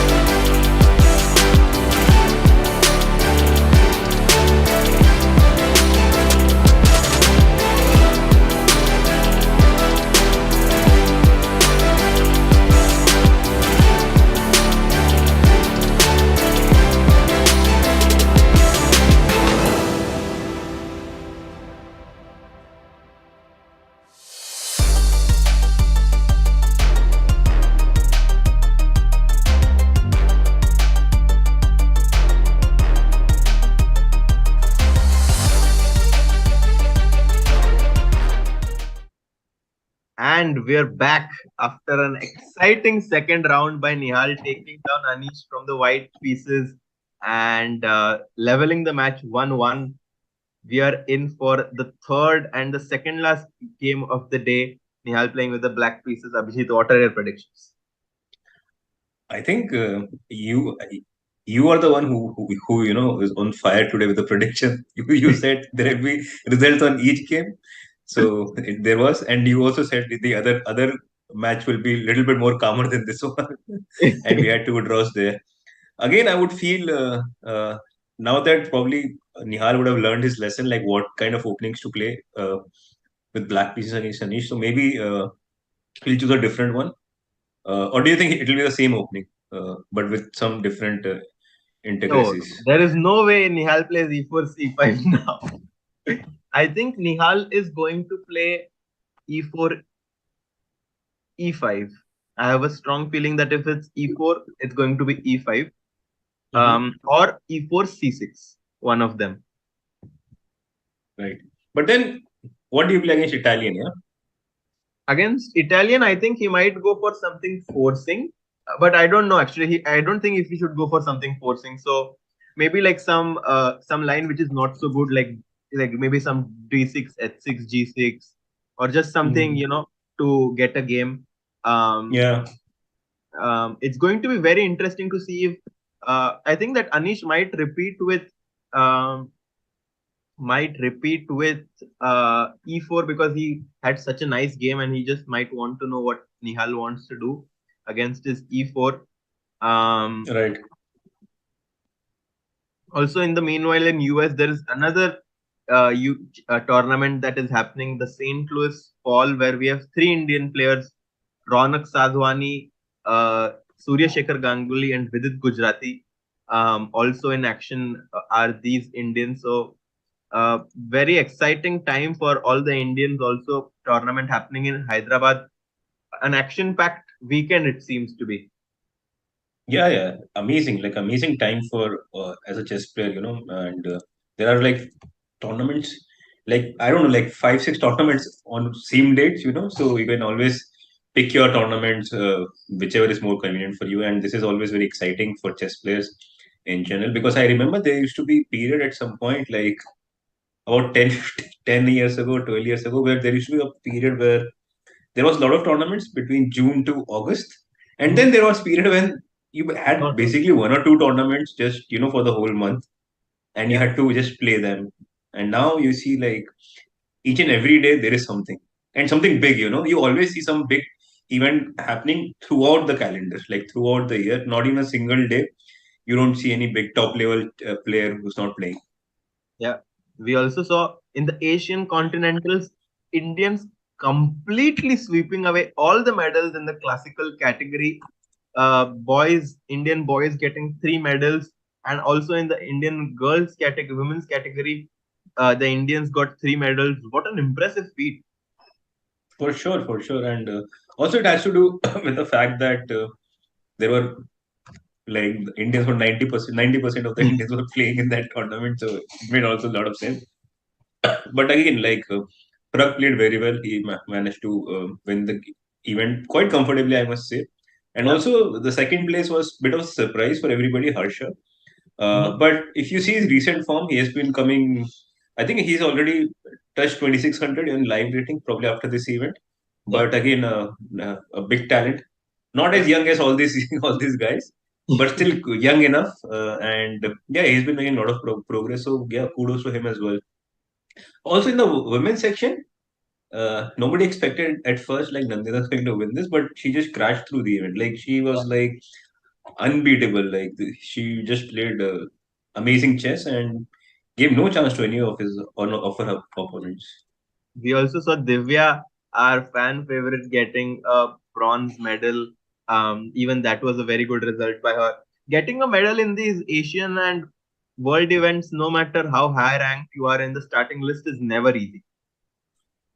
Yeah, yeah, yeah, for sure, for sure. And now I think the games may start any moment. Anish and We see Nihal both on Nihal the chairs. both on their chairs, and shout out to Scheinberg family who has been one of the main sponsor of this event, and Chess.com for having this event at such a huge scale. Yeah. And once again, I would like to remind everybody about the prize fund. Like we have never seen, such kind of prizes in chess. We see as a champion getting 200,000, $2 lakh. 1.5 crore से भी ज्यादा रुपए India में if you convert it, so a lot on stake here, and the games will be starting any moment. I also would like to mention for the viewers who knew about the tournament, Isle of Man or Grand Swiss that used to take place in October was sponsored by the same Scheinberg family. So a big shout out to them to keep encouraging chess players to keep on playing and organizing this event so that chess professionals can have a lot of fun as well. Yeah, also like another big sponsors in the US is Sinkfield. Yep. They have the Sinkfield Cup, and if you see the growth of US chess players in the last 10 years, is totally amazing. Yep. So it gets to show that if you have a big event happening in your country, for sure some talent will come up eventually. So just That is, keep doing it, and yeah, now in India also we have this event Tata Steel where all the top players are coming and playing. yeah. It's quite good. So once it's consistent, then yes. And now you see Gukesh and Parag was getting opportunity playing in against the Yeah. top players, and now you see them already. Arjun even won the event last year. Yeah. Tremendous, So tremendous progress happening in India as well as in the US, with a lot of resources now being allocated to chess, which is a very very positive news for all the chess fans and all the chess players. I am just very curious to know what Nihal is going to play for E4. What are your predictions, chat? E4 ke against what will he play? I think he'll play C5 only. No, I somehow I have this feeling that he'll just go for C5 and have some sort of improvement in the previous line, because here, I mean, any other line, he might still get surprised, and it's not very common that a same idea, Anish will have two ideas in same one line. Yeah. Like if he goes for Sicilian. So that is my point of view. But again, like you mentioned, like E4, E5 is also on the cards. You just want to be solid and not, go all in with Sicilian. But just feel like, oh, we have a lift off, yeah? We have a lift of E4. E4 knight C6. What? What?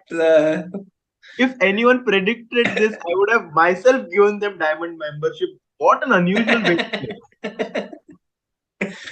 This is simply amazing. This is simply He's amazing. playing the Perk defense, Abhijit. What is happening? First of all, E4 knight C6. Okay, what? Then when Anish went knight F3, I was like, okay, now he's going to transpose back to E4 E5, and now yeah, he's going for perk. And this is the system. What Anish is playing was also suggested by his wife in one of her courses. Sophie had a course like with all this modern perk and all those lines. Queen D2 C6. I don't care what happens in this game. You have to give credit to this guy's boldness. Already you see, him getting a very fresh position. And I really like this, Abhijit, because Anish is extremely shocked by whatever is happening. And already you see that he has a tough choice to make. Queen B6 is on the board, yeah? Yep. Queen B6, and how to defend? Probably long castle, but F2 hands. Yeah, Maybe you just give up the pawn, yeah?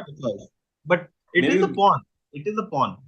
Knight yeah, but G4 okay, you also, can play Knight G4 also. Knight G4, Queen G7 is a problem, I guess. But maybe long castle, instead of taking the pawn, maybe you go Bishop G4, yeah? Like, just to... Because then I want to play Knight BD7 and maybe I can also castle long. Yeah.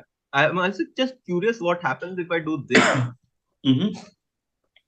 Because I guess it might run into... I'm just not developed at all. Maybe something like E5 might... E5, yeah? Yeah. Looks very dangerous. Looks here. strong. Bishop G4. Also, I was seeing another idea. Knight G5 there in the final position. with the idea to play knight into h7, attack this f8 rook. Oh yeah, that was a very nice one as well. Rook f8, knight g5, knight h7 coming in. So bishop g4 was actually chosen by Nihal. Very solid. I like it. Abhijit, from a per defense, he has gotten a very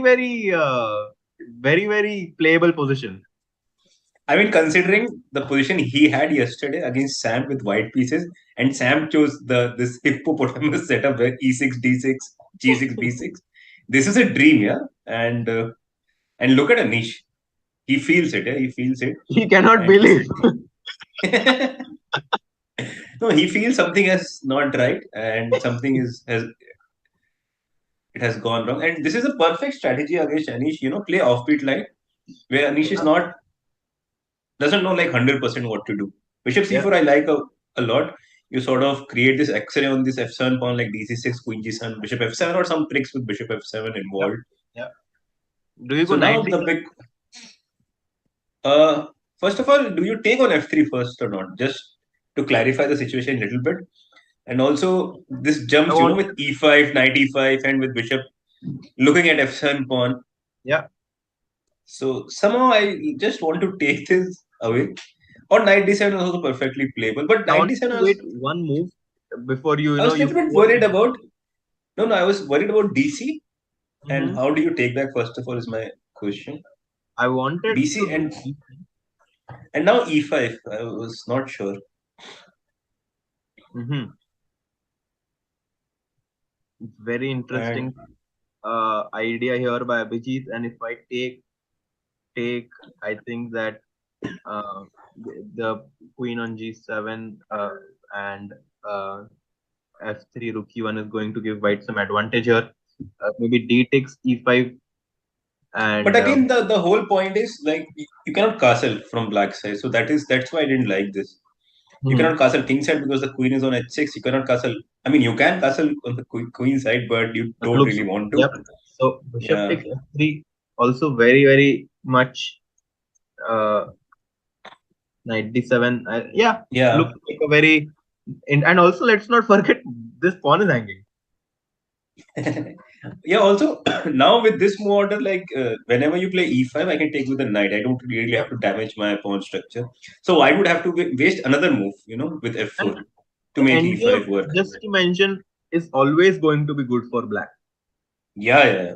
I mean, It's good, great. always It will be great, actually, not even very good good. for black. Rook c8. These pawns are all doubled. Castle, king g7. Very easy to play with Yeah, black. C4. Nihal's still thinking. I But think it's the right time to think also. And mhm. by the way, do you know like what it's called, this opening e4 knight c6? Maybe the chat E4. somebody can. Yeah, chat. If you guys know the name of this opening or the setup of how Nihal has played this with the black pieces. But I like your suggestion of bishop takes f3. He does take it. Wow. Knight makes a lot of d7. makes a lot of sense. And now knight d7, now e5 is not there. And I think now already do you want to play cd5, Harshit, or how do you want to like play in general this position as black? Uh, I would definitely maybe like to play rook c8, try to create some attack. Maybe queen c5 can also be an idea. First of all, how does white Mhm. defend against this pawn? I was wondering if I could just play f4 somehow Mm-hmm. and try to create some sort of play in the center, because white only counterplays this king on e8. Mm-hmm. By the way, we have a question for the diamond membership. Like who can answer this question, like what it's called, what And this e4 knight c6 system is called. there is also a book written on this by James Schuyler. So if anyone can and tell the name of the opening GF3 97 in the meanwhile played by Nihal.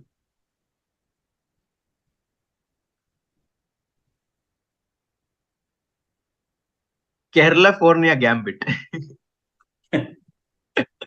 That's a good answer. F4, what if I just snatch a pawn and be greedy?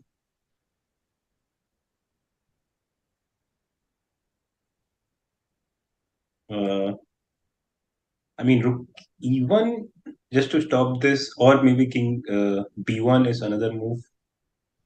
But somehow it feels like this white should not have enough compensation. No, it feels like black should be able to Yeah, somehow get away with it. Knight yeah, g4, knight e3, like you pointed out, or even now cd5. I'm really considering just to yeah. take this pawn and go run with my king on the queen side. Mhm. But somehow the computer doesn't like it.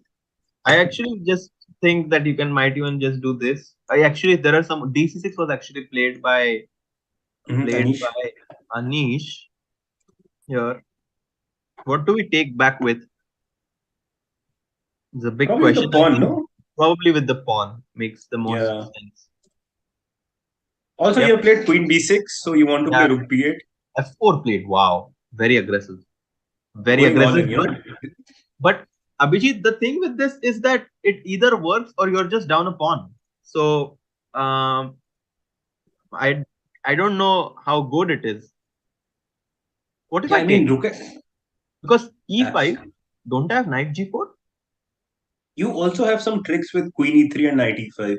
Sometimes maybe Yeah. not in this position, This but and now I just you. take on F4 and Queen G7 runs into just Queen into F4 and I'm just up too many pawns here.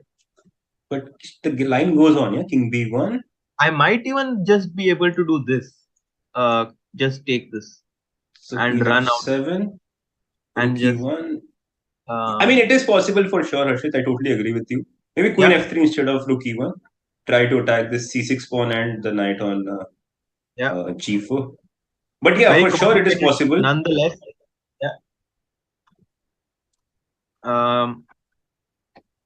F4 played, but it's very risky. Very risky, that's for sure. A lot to calculate here for Nihal. Yeah. Also, I have another suggestion for you as black. Like, if you don't really want to think so much in this position as black, maybe how is queen c5 and queen h5 Yeah, yeah, to very exchange nice. the queens? Yeah, I like I still feel black is a little bit better after that this endgame because of white's damaged structure, and whereas black structure is quite fluid. yeah. So this is one line. But yeah, of course, queen f2 is very tempting, like you pointed out. I mean, it either works and then white just does not have anything. Because let's say, what do you do here? E5 has to be played, I guess. Yeah, e5 is. If you don't, then I just go rook f1, queen e3, and might even castle long. Not rook g1. Rook f1, queen e3. Might even definitely consider castling long here. But f7 is hanging, no? F7, I don't want to give. That's true. So king b1. Oh, I can be too greedy.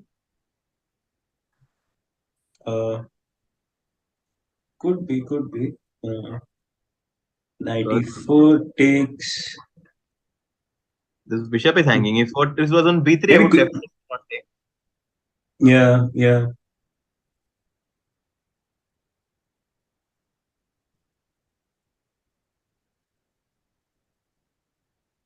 Yeah, I mean, this is. Complicated, very complicated. But um, I think this is what you want from the black pieces, trying to play for all three results. Yeah, yeah. But I mean, now the position is like this. I somehow prefer more this queen c5, queen h5, just because I still feel that black is a little better and without any risk. Yep, and he takes it. You know what? Let's just here he is playing from the black pieces, and if he tries to play for three results, why not do it? Let's go. Yeah, queen f2, and There is at least there nothing are. direct for the fight. I mean, there are some moves like e5, but I feel some moves like king b1 has to be played at some point. Because that is must in every line we are seeing some queen e3 check, knight is coming to e5 or to g4, harassing the queen on h6. So maybe But king king b1 to b1, begin with. I can even like in the worst case go queen c5 and queen h5 now. But you still not able to change queens here because let's say I just come back, bishop b3. Queen h5, I can go queen g7. You would have to play rook f8, I suppose. And maybe e5 now can be a little bit tricky. Yeah, definitely very complicated here. Oh, apparently not e5, according to the engine, but King according to the b1, bar. I was Mhm. thinking Oh, you have many moves. You can play knight g4. knight g4 You is the can most play. thing. So let's stick with Mhm. this one because So queen g7 is more or less forced. yeah, Rook f8 again. yeah, And now, I want knight e3 and queen f4. yeah. So somehow I cannot afford to give f4 pawn. Yeah. So maybe If rook I can df1. put f1 here, maybe just queen back to the Mhm. pavilion. And maybe just come back with the bishop. Yeah. Or what else? Yeah, but it's not as if it's crystal clear uh, where Mhm. white's compensation is. So I think I like how Nihal is playing this. Knight df6 rook Mhm. g also traps the queen. Let's not forget in But some. f7 is very soft here, so you have to be a little bit careful about it.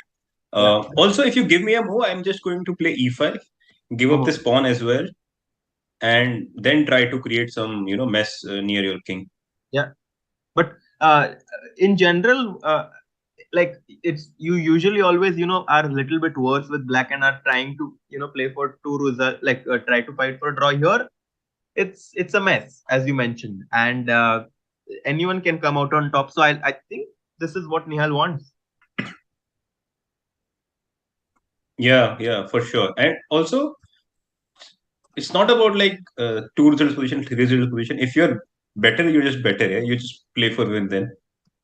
Yeah, guys, what do you think? Is Nihal going to upset Anish with the black pieces here, or will Anish have enough initiative to find some counterplay?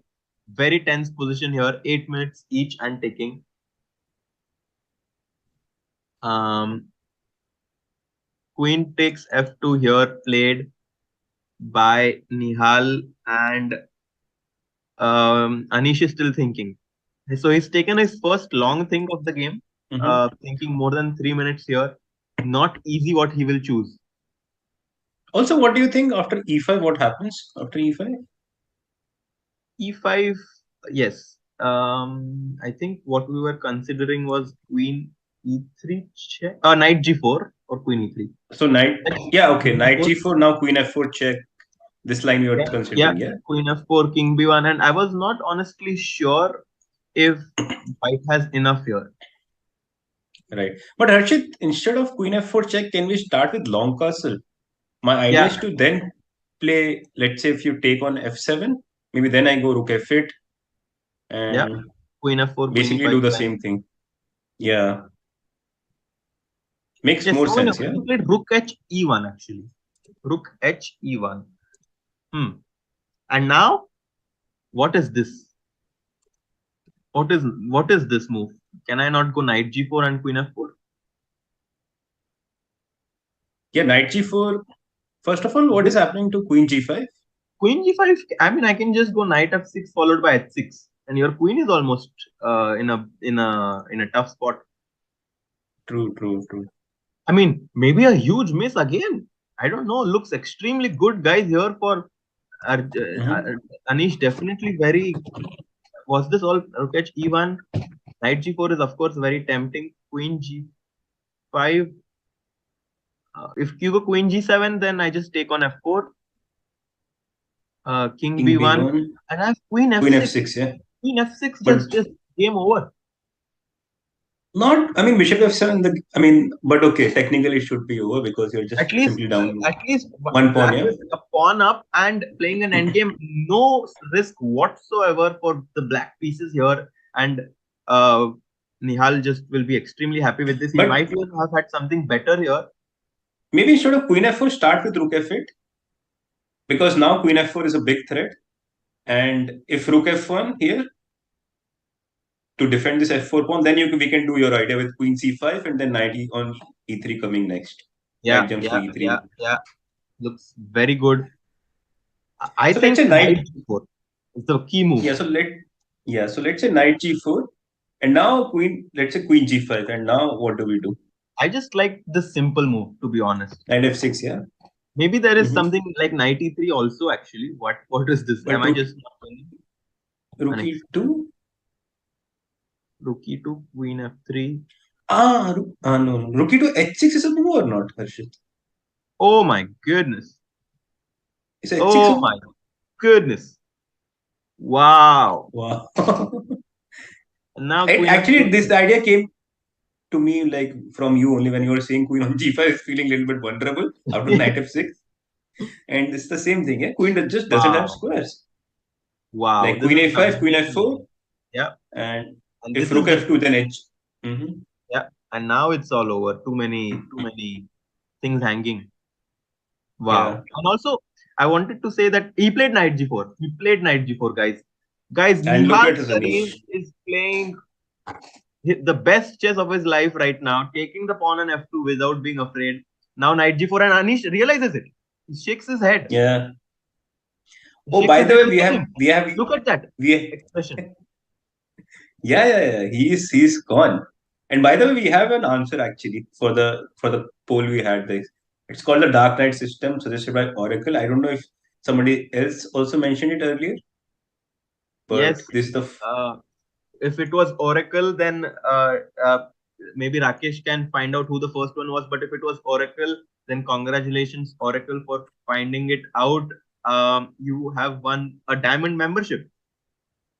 we have Queen G7 on the board, Yes, let's stick to this and game. Rook f8 is a very powerful move here, as you mentioned, not taking on f4 first, but also as we saw, queen f4, queen f6 is simply a much better endgame for the black pieces here. mhm. Anish knew it, and his expression said it all. He knows that he's under big trouble here. Big trouble.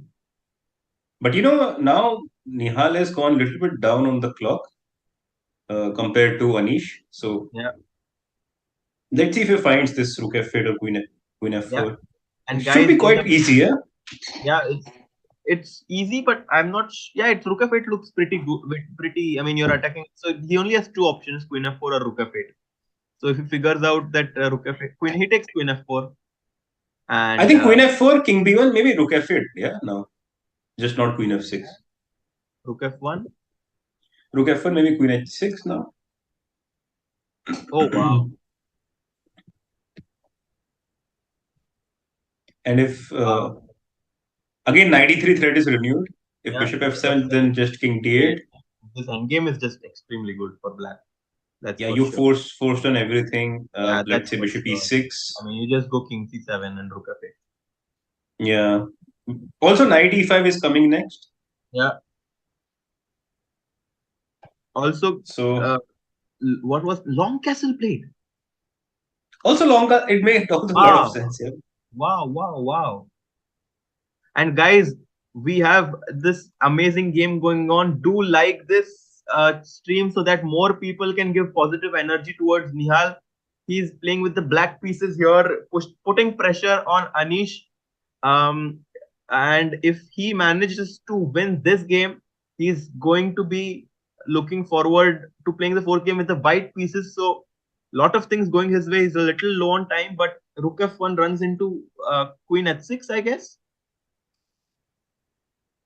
I mean, or many Queen moves. Yeah. e5. Queen h6, Queen e5. Because knight e3 is a big threat later on. Yeah, Queen e5 is just very simple. I like it a lot. If you take, I can maybe even take with the D knight here because Bishop f7 This would is run into knight e3. this This is is completely gone Arshit. Yeah. Like yeah, this is like worse. You are worse. You're down a couple of pawns and you have no yeah, counterplay. yeah. This Maybe looks Queen d4, yeah. Maybe Harshit, we have to go Queen d4 here, just so that at least I have glimmer of hope, of creating some counterplay, with yeah. your weak king. This is amazing chess, guys. Nihal Sarin putting pressure on Anish Giri with the black pieces, and he played the e4 knight c6 opening. I mean, that is incredible chess going on here. We also are going to see a very special video by Srinath after this game, who is going to share his thoughts on this match versus Anish. So some insights there. King B1, 5 minutes and ticking for black. Yeah, I mean, one idea is to go queen d4 here. Other is to probably start with bishop a6. Because the point is if king c7, then you go queen d4, and then queen a7 is a Yeah, big threat. And why I want to clear this bishop a6? with I queen mean, why I want to d7, play that bishop also a6? two. Yeah, queen f2, maybe queen c4. Yeah, and just try to Yeah, completely be very yeah. serious. Because one queen e5 played, and now this is just over. This is just over here, guys. This is Rook takes f7 played, but Nihal is completely better and has a decisive advantage here, if I may even say so. just rook Um, g8. Yeah, Harshit, just rook dg8. You have to take my queen. I take oh up my your god, queen. that is a powerful move. But I missed there is bishop a6 check. But bishop a6 doesn't matter. Yeah, just king The d8 or king king d8, d7 king d8 is I or like king a one lot. of the maybe Yeah, the and other knight. No, maybe the other knight, Harshit. Knight also that. d5. Yeah, Because we also pick up h2 pawn. Yeah, not that we need it, yeah. but we can. You have this bishop e6, but I guess it doesn't matter. I just wanted to avoid that as well. Both the Okay, moves okay, look okay. extremely good. Rook f7. If he finds rook dg8, chat, will he find it? He is going to be completely winning here. In the meantime, someone tells us that Samay Raina has won the comedians on board tournament. So congrats to Samay also for that. And coming back to this, rook dg8 is going to be a huge moment. Yeah. Also, Yeah, it's just that I don't see a move for white. But only thing is I'm a little bit scared of is Nihal spending too much time, yeah. and this is not the usual Nihal. He just plays here on feeling most of the time, and he plays quite fast. Uh, but having said that, it's good that if he can spend time and figure out the right move order or how to finish the game off. Yeah, this is going to be very exciting. Rook f7, 1 minute 55 seconds on the clock. Nihal is still thinking, trying to figure out the best way to enter the endgame. Rook d8 is the move we've all been hoping he plays. What else could he do? Maybe he can simply take on g7 as well. He can, but I just don't want to because somehow Lloyd is stuck. No, like he cannot move Yeah, the queen, cannot rook move. Maybe I g7 would rather instead of taking, maybe I would rather play and rook e8. 93. Oh, okay, 93. You have bishop to a6 check there. Yeah, Um, But even this endgame, of course, guys, there is no question about black being much, much better here. Um, yeah. so let's see what Nihal chooses. He has to be careful about his clock though, because it's 1 minute and 10 seconds and ticking. This is very strange. This is very strange from Nia. He has another move, probably rook d8, just to defend the e7 pawn, Yeah, and maybe but next. And he's thinking so long. Time is ticking, Nihal. 50. I think it's been more than 2 minutes, yeah, since he has Yeah, made a move. huge thing here by Nihal. He knows that he spent too much time. Come on, Nihal, play a move. You have got this. 42 seconds and ticking. No, this is King C7 chosen by Nihal. Oh my god. Oh my god. And now White is back into the game. Big missed opportunity here by Nihal or Abhijit. I'm just trying to understand what happens after knight. Sorry, rook e7. I Rook think what he e7, wants is Queen G7, Rook G7, and Knight E3 is what he's pinned his hopes on. but But rook Rook d4, yeah. D4, and you have no way to attack this. Big miss, Wow. big miss here Yeah. by Nihal. And Anish seems to be very surprised by this move, carefully thinking about his chances now.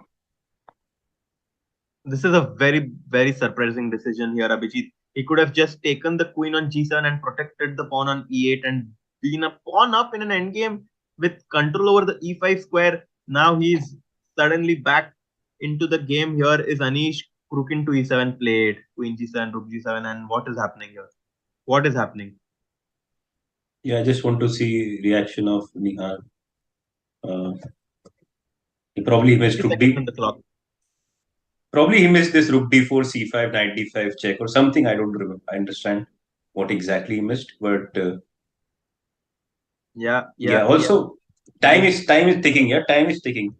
Yeah, time is taking only 24 seconds. I still, to be honest, think that black has a very comfortable position with the knight on e5. I don't think it can ever be worse, but the clock situation really tells a different story here. 3 minutes up on the clock, 19 seconds and taking rook d8 played. Oof, this is getting very tense here. Bishop d7, knight d7, and some attacking ideas on this file might be dangerous here for Nihal.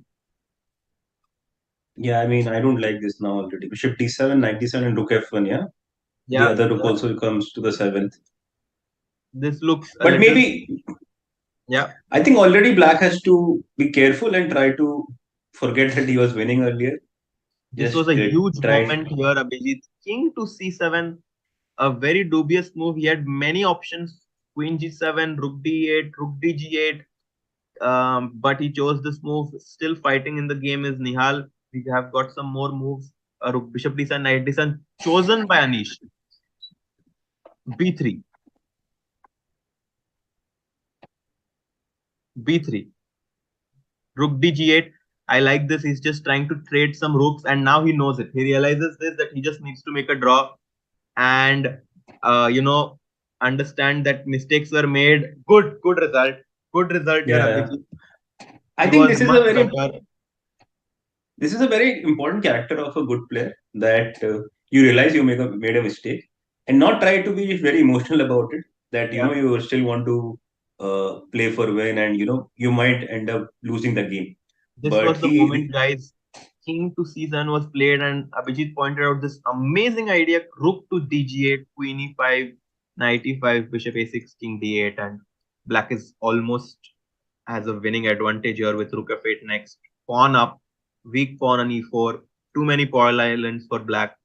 Instead, the game was agreed to a draw here. We have one more game quickly going: Hikaru Nakamura versus Wesley So, and they keep on playing this position, and black keeps on getting a better position. yeah, I think again the same line, and let's just see that position. What is happening in the end? So king f7, King uh, e2, king e2.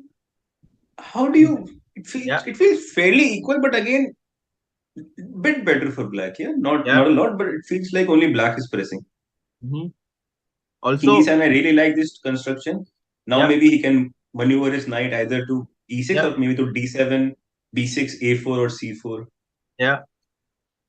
Also, to remind the chat, the score between Nihal and Anish Giri is one and a half, one and a half. It is tied at one and a half, one and a half. Nihal had some chances to put Anish under pressure here, was much better, but in the end, in the time pressure, it was a draw.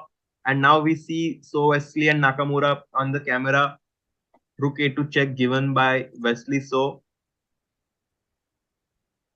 Yeah, rook a2, probably rook d2. Maybe they will repeat here or something else. King e1.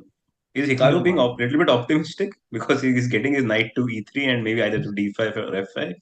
That is true. He could be getting a little optimistic here with knight e3 and his knight coming into the game. I'm not sure. But you again see So Wesley having more time on the clock. It seems to be the case of the entire match here. Definitely. And this has been pattern on all the three games where Wesley is just playing very fast, be it Yeah, white or black. He just wants to finish the game as quickly as possible. At least put pressure on Hikaru on the yeah. clock, because this is what Hikaru has done all his life. To put pressure on the opponent on the clock, and he's using the same strategy against Hikaru. This was a amazing,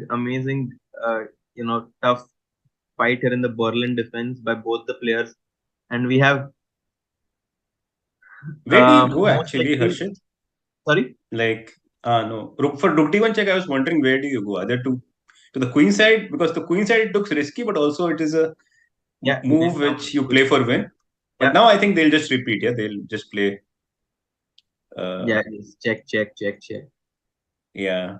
It'll be very, very equal. C6 here can prevent all whites entrances, and C6 B5 will lead to a totally symmetrical position here. For But Wesley is still going for it, yeah. King D1. King D. Still, optimistic that opponents can make a mistake. Yeah. Maybe just King C6. I Whoa! didn't like C6 so much. Yeah, I Wow! didn't like C6 Knight myself F5 so check much. was missed by both the players. Yeah, exactly. That's why I was saying like C6 is somewhat strange. Not. It's better Yeah. to put like King on. And now Rook D2, King D2, B5 again. Now it's going to be a draw. Totally Yeah. symmetrical position. King D6, G6 also possible. Yeah, this game is going to end in a draw. G6 chosen by G6. King D6 next.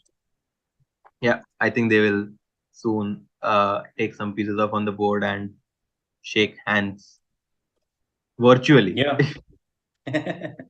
Well, they can also shake hand directly. Yeah. That is true. So So G5 G5. played. Wow. So some imbalances happening in the position, but yeah, hard to imagine.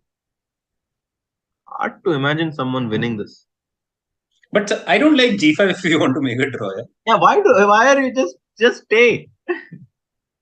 Just stay put. Yeah. Maybe play C5 rather than G5 to Because exchange suddenly as now many. the pawn on H5 is isolated. Like, why would you do Mm. this? Yeah. Again, guys, it's completely draw, like dead draw, I would say. Yeah. But why? So knight So knight F3 F3. now. I think Hikaru is just going to repeat. Yeah. Knight E6, knight H4. Probably this is how they're going to make draw. I'm not sure if Hikaru wants to make a draw now with Wesley making a small weakness on the H5 pawn, but as you said, it's still very, very equal. Um, what you never want to do is go F5 though, in my perspective, because that could create too many weaknesses. Also, Harshit, like this position already, I feel if you exchange the knights, then it's going to be a little bit difficult to hold this position Yeah, for black. knight C4 is definitely possible here, but as you mentioned, might not be. Uh, So probably you take on C4 and try to bring your king to H4, mhm. and black would have to play king to G6. Then you go F4, I think and this might eventually, still be a draw actually, because really. I go king F3. Actually, Hmm. you might have this Just G4 move, which I missed. Because if you no, go I king was just. G2, I wanted to go F5. Mhm. But you have this strong idea of G4, I suppose. And Also, king G2, F5, king H3, Fe4, king H4 feels like really yeah, bad for black. even this looks. No, I don't think he can go into the endgame here. King C7. Yeah. But now, So guys, keeping the knights are very important in this position. now suddenly some chances for white.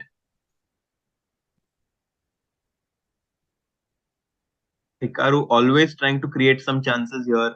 King E7, 2 minutes for both sides. King F2 played. Knight C4 might run into knight A5, but probably not because the king is too close right now.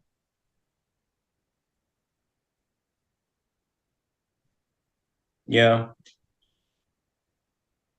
F4 is always risky because you never want to allow an H pass pawn with the knight. So still looks pretty balanced here. 2 minutes each. Knight endgames are very hard. Well, chess is very hard in general. So, but yeah, this position still seems to be just nothing. Yeah. And I guess finally they are repeating. Yeah. Knight D3 still not. King D6 played. And both have enough time, so Yeah. to comfortably make a draw. Yeah. So Do you seeing think this video, Hikaru is still fighting, or you think Hikaru is saying okay, draw is okay now? I think Hikaru just wants the clock to go below 30 seconds, because if that happens, then I think Hikaru can still win this. Really? With less than 30 seconds, I think Hikaru can definitely win this. He wants to put knight up to e3 so that it removes the knight from c4. Yeah. Knight You are right. H4. Maybe he still is playing for win. Oh, now knight f5, knight g7 can be. Yeah. Oh, he's going for it. He's going for it. But of course, so far it seems that Wesley is in control. King E1 played. King F8 just waiting. Wesley So is an incredible player as well, Abhijit. So it's very hard to imagine him losing this. Yeah. But it's again like it's very difficult to understand because let's say even if white plays f4 sometimes it It's can very also risky. backfire for white. Yeah, Yeah, this you give this h pawn passer to black and he does go again for it. it's Hikaru really wants to go for it in this game, it feels to me. But I guess Black just ignores it completely, right? yeah, maybe even go king e6, I guess. Yeah. Yeah. Maybe you can even consider this idea. Very much so, Hmm. actually. E5, knight E4, and Maybe f5 directly also, yeah, without yeah, taking. So goes knight mhm. F3. The question is now if you ever want to do this. Can I do f5 still? He goes knight But C4. okay, it's unnecessary, of course. But Yeah, white 1 minute could. on the clock. Look, time is ticking. And I think mistakes can happen in this position unless something happens. Some people are predicting, Aradhya predicts that Hikaru is going to win. But I have a feeling that Wesley is too good to lose this. Well, stranger things have happened before, so we should not really But also he's up on the come clock to the here. conclusion.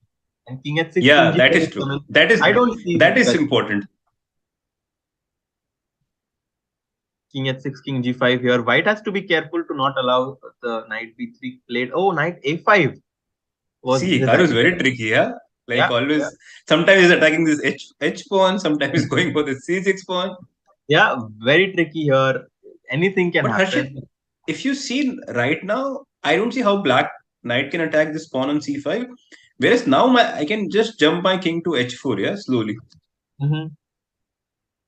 So it can get a little bit tricky. For sure. And look, already. Oh my God! If Nakamura wins this position, then oh my God, oh my God, we already have some players predicting Naka will win. Nakamura is completely crazy here, trying to win a completely equal position.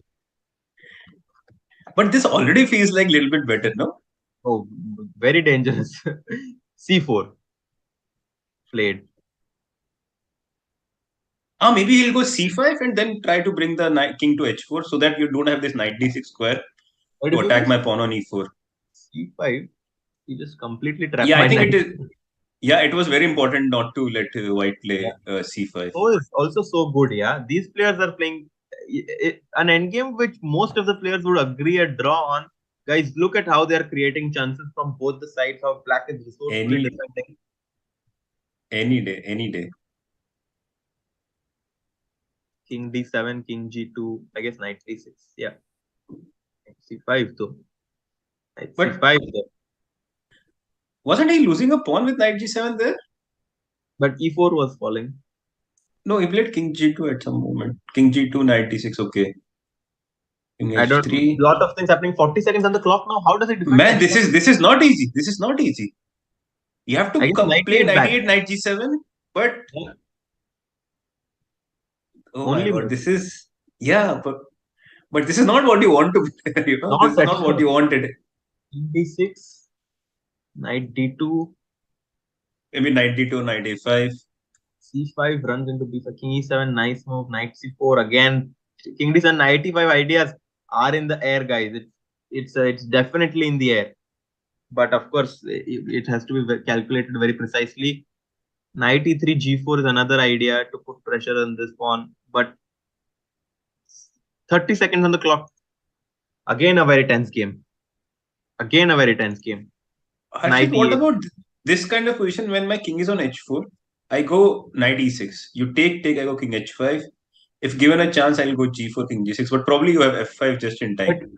White also has to make sure he doesn't overpress because Black's king is closer. True, but like, let's say even if you exchange h pawn to b pawn, I don't think white is risking here anyway. Yeah. That is true. I think. But you are right, actually. King c7, knight c5. Maybe king b6 was possible already. Yeah. 96. Okay, they again enter this. Oh, what? Okay. They're playing so fast. It's very hard to catch. It's just let's just focus on the live board only. Yeah. And so is under 20 seconds now. King b6 is a big mistake, which looks very natural, guys. But 96, knight g7. You have 96 again. These guys are unbelievable, Abhijit. I think he's just going to repeat. Do you think? He's still playing. 105 moves, guys. Will they reach 200? And a mistake. Knight g7. Oh my god. Oh my Wow. god. But probably still, I think not everything is lost here, but definitely something. No. Oh my god. Oh, now it's gone. Yeah. King is coming in. Did you see that, chat? How tricky is that guy? Oh my god. Oh my goodness. How did he do that? Wizardry. But how do you win still? I mean, if you went from there to here, True. But now again, I think it's knight within the c3, drawing knight margin. b5. Yeah? Knight b5 was possible or no? Oh, this is a draw. Knight d2. Knight f1. But knight d6? Knight f1. Once you get knight f1, I think it should be a draw. Because, oh, okay, it's just a draw. Wow. Wow. Completely anticlimactic, yeah? Like, Hikaru trying so hard, but yeah, probably at some point he was winning, I'm sure. But on up, but crazy defense by Wesley here, giving no expressions here. King h5, yeah, Black can just wait forever here. Knight d5, knight h6. Knight h6 now just forces a draw. Knight e3 2. Wesley going to play it anytime. No, he just doesn't care. He doesn't want to. What was that? Okay. He still has everything calculated, but why is he? Why? These guys have both of them. Like, okay, just finish the game. Knight e6, knight g7. Yeah, finally. Finally, these guys are agreeing to a draw. What a great fighting game by both sides, guys. Wow. Let's just quickly have a look when he got the pawn. Yeah. Let's jump into that moment, like around 109. Move number 109. Yeah, knight takes h5. And king f7. Yeah, here I was wondering, maybe I could just play king c4, king c5, exchange this e4 pawn versus the c6 pawn. He played because in the game, what happened after g4, knight d6, the king is not coming in for white. G4 is a very strong move. Yeah. And now I think after that it was just a draw. Also, we have a video of Narayan Srinath, the coach of Nihal, giving his thoughts and prediction for the match between Nihal and Anish. So maybe we can quickly have a look. Chess.com is with Grandmaster Srinath Narayan at the DreamHack Festival. Here, as you can see behind us, welcome Sri. Thanks Rakesh. I should be welcoming you. I came here first. You came later. So welcome to the DreamHack event and the death match tomorrow. Thank you. And how has the experience been so far for you at DreamHack? It's lovely. It's quite different from what you're used to in a typical chess event. And the energy you talk about, it's quite visible here. It's live.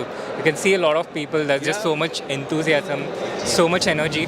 Now there are not as many people, but in the morning it was just filled with people here. And it's also so good to meet so many people whose names you saw on YouTube all this time. So now I have a better idea on whom to give away the diamond membership. Oh, I'm so sorry, I didn't see interview.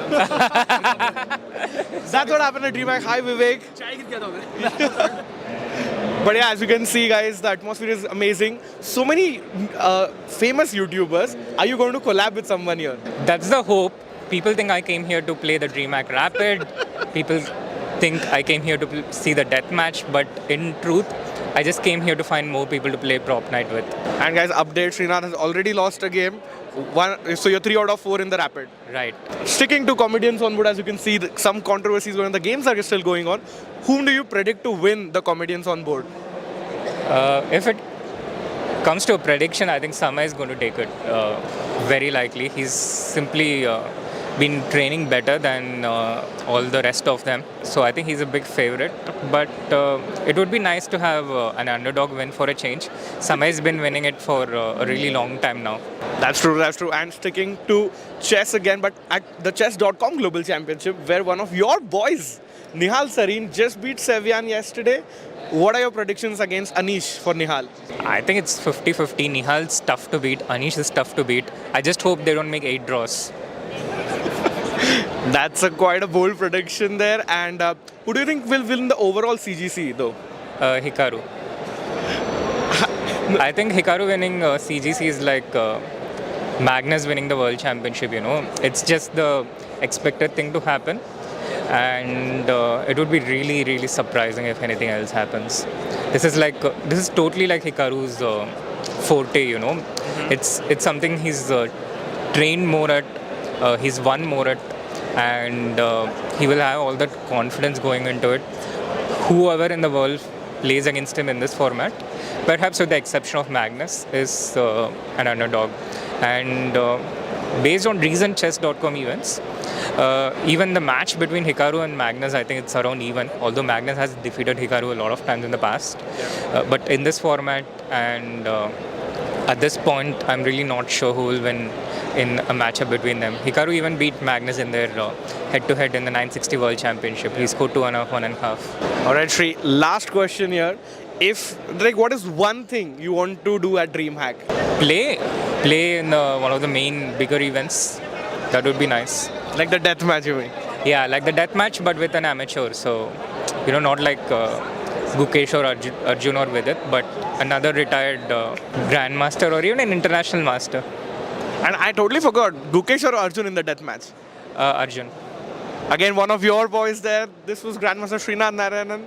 We are at DreamHack at Hyderabad, enjoying our lives here. Thank you, Sri, and good luck at your event. Thank you so much, Rakesh.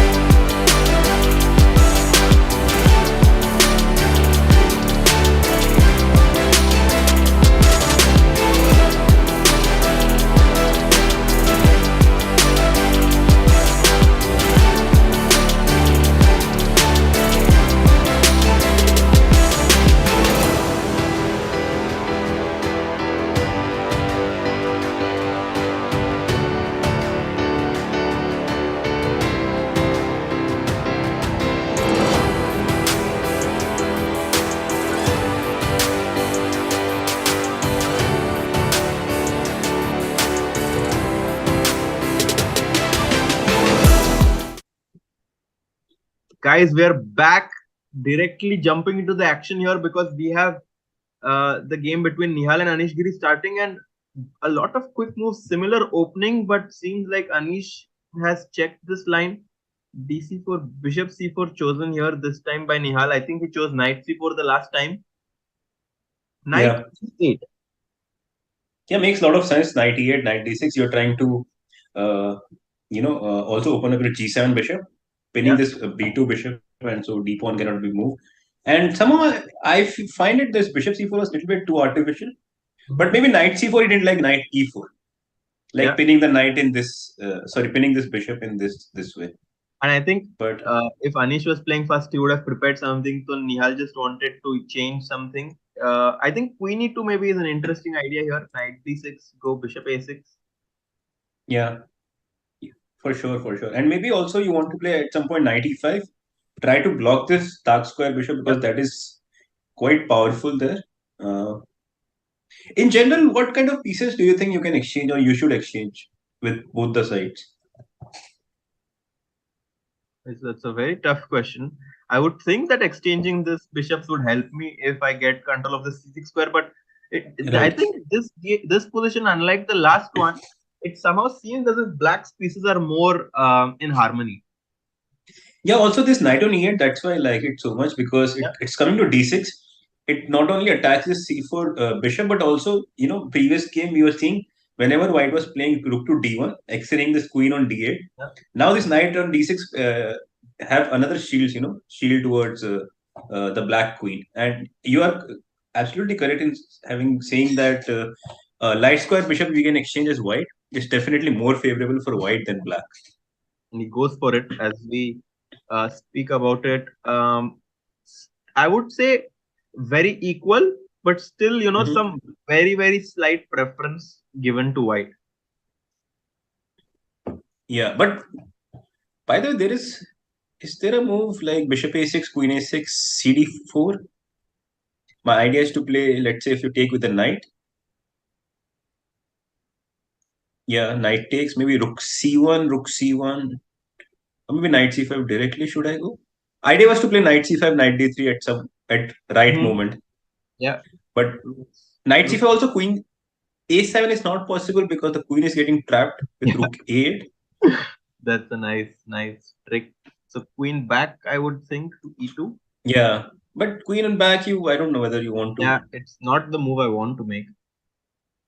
I can probably even play knight f5 there or e5, e4. Like black has many or more So options. this is And it feels like. So Sorry? they played b5. Yeah. B5 is also another interesting move. You want to play queen b6 next, Wow. exchange this queen, and also I think black is slightly better if I'm honest with you. Like the bishop on g7 completely shuts down the bishop on b2, Yeah. and why I say black is little bit better because only black can try to take on d4. White can never really clarify the situation in the center. Only black can do it. And for Yeah. queen b6, let's say if you take on b6, a b6, then after rook a8 is also very unpleasant move. White would have to make like something like rook a1 or a3. It's Even creating more c4 and more is weakness. definitely something which you could consider. Try to get some play on the queen side. White is thinking, but it seems as if in this game, black was very well prepared and seems to be in control of this match as far as the opening goes. Yeah, for sure. Anish has done his homework quite well. Maybe him or his seconds. Yeah. Because you hardly get like 10 minutes to Yeah. go through everything. So homework well done. And yeah, the pressure is on Nihal right now. Like how to put pressure on white. Do you play a4 here, Harshit? Like I am a4? honestly just scared that my queen is trapped. So Yeah, that's what I'm worried about. Knight b8, queen a7, and I don't see how you can pick up the queen. But yeah, it's just it's too. Harshit, maybe knight d7 back. Yeah, maybe knight d7 back, and Even it's very difficult to. Yeah. Yeah, knight c6. I thought queen a6, and again I don't see it.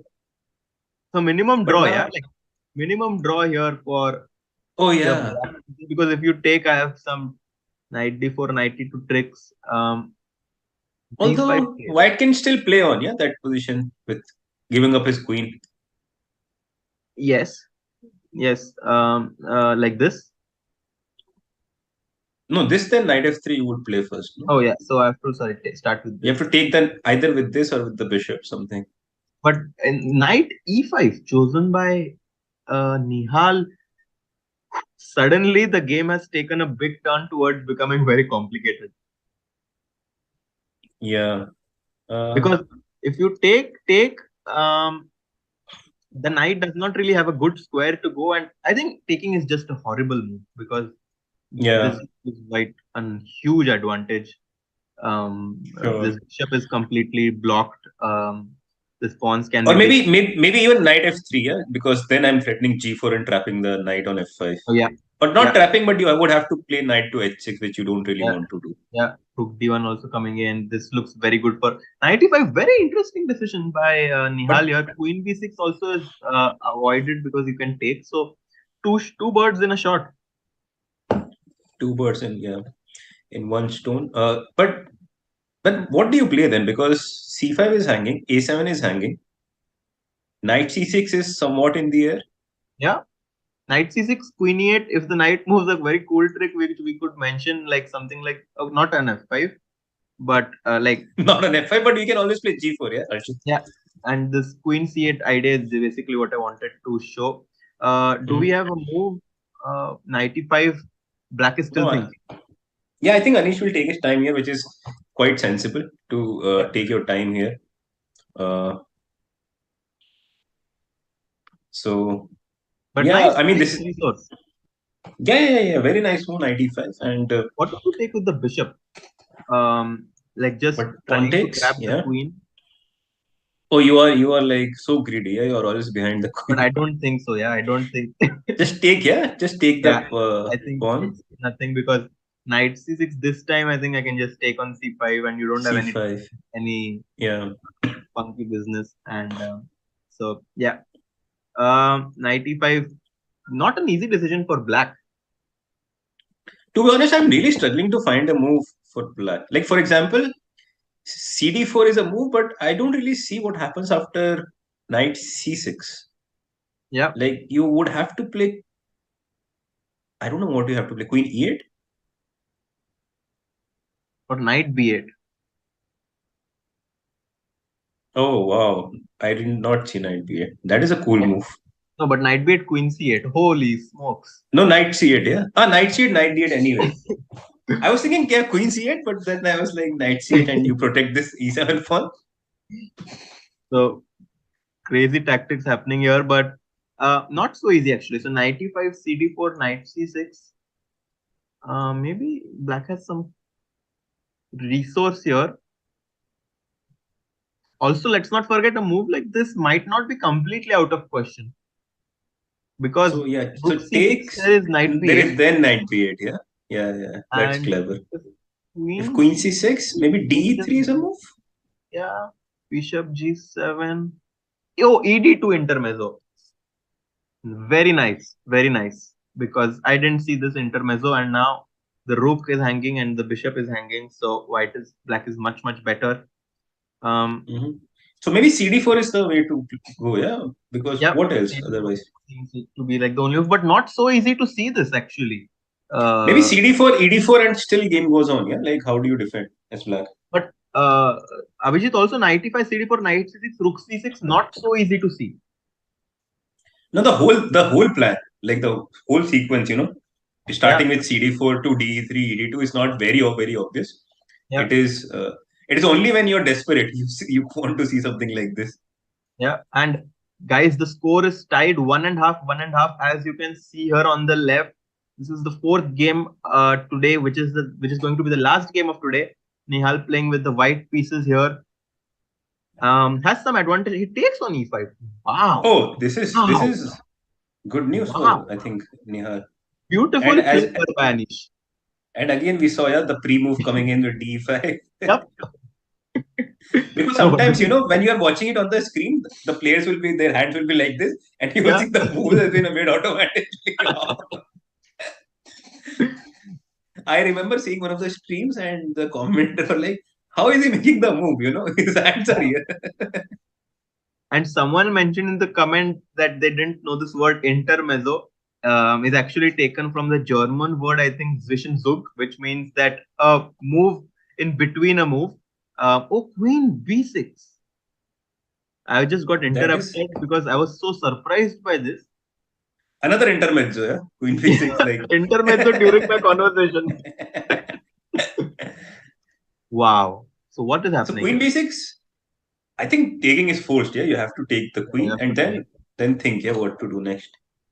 But white has to be happy, with this pawn on e5.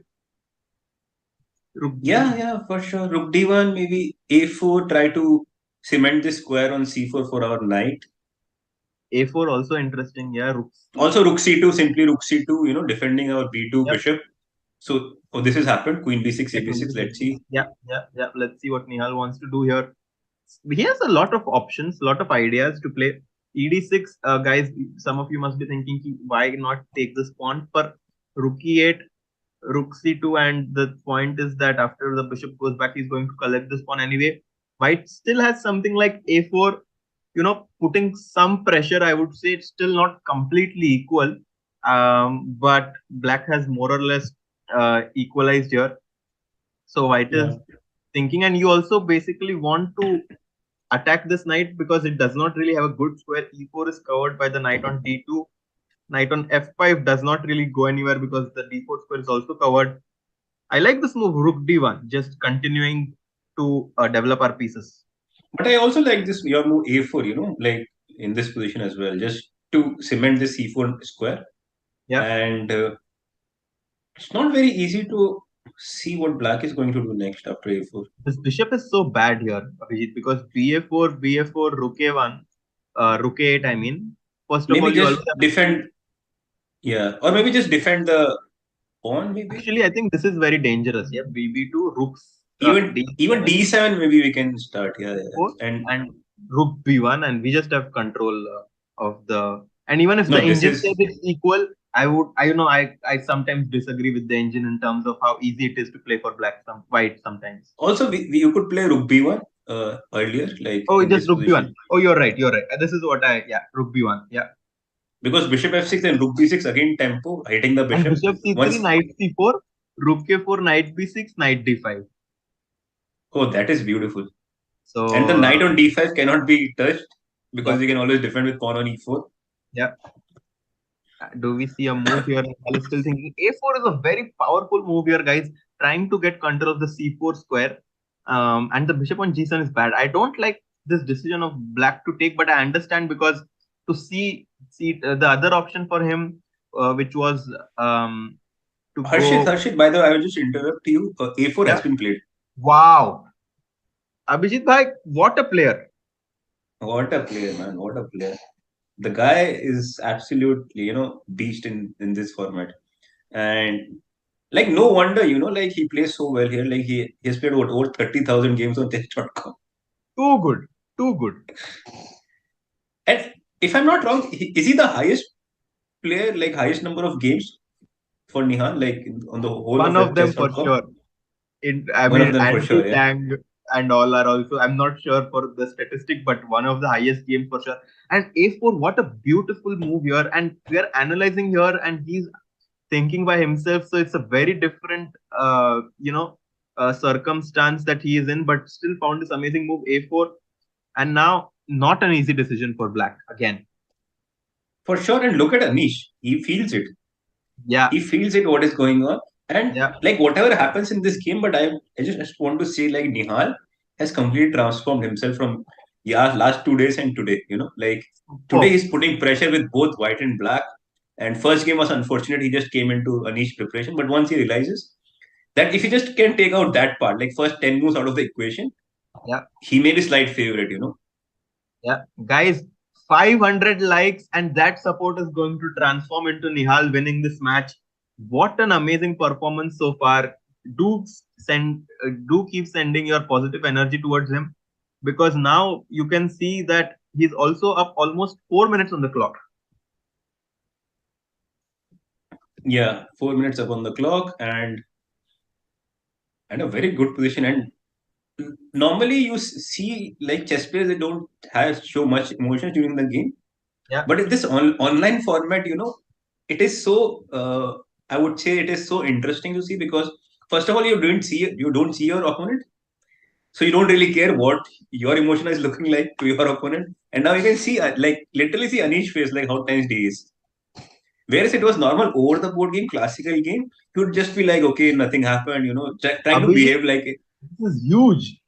Winning this match means that he goes into the final game with a point advantage and closer towards the final of the Global Chess Championship, and $50,000 on the stake here. डेढ़ करोड़ हर्षित भाई, 1.5 करोड़. क्या ही चल रहा है.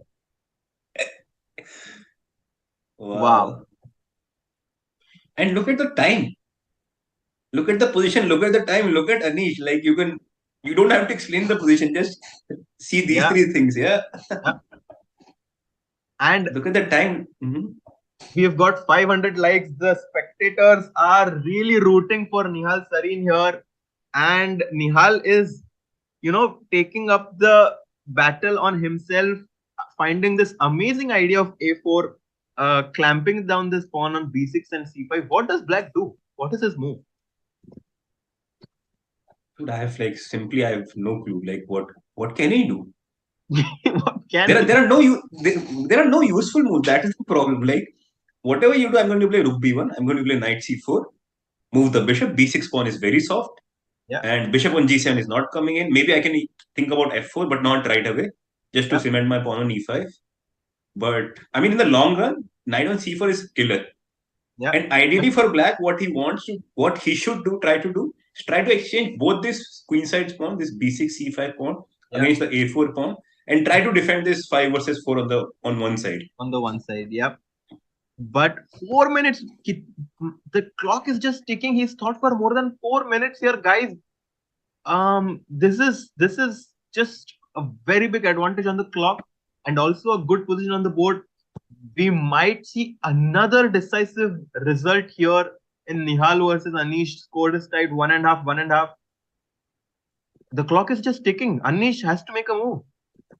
Yeah. In the meantime, guys, we have like 650 watching, guys. 650 to like kar do, fatafat.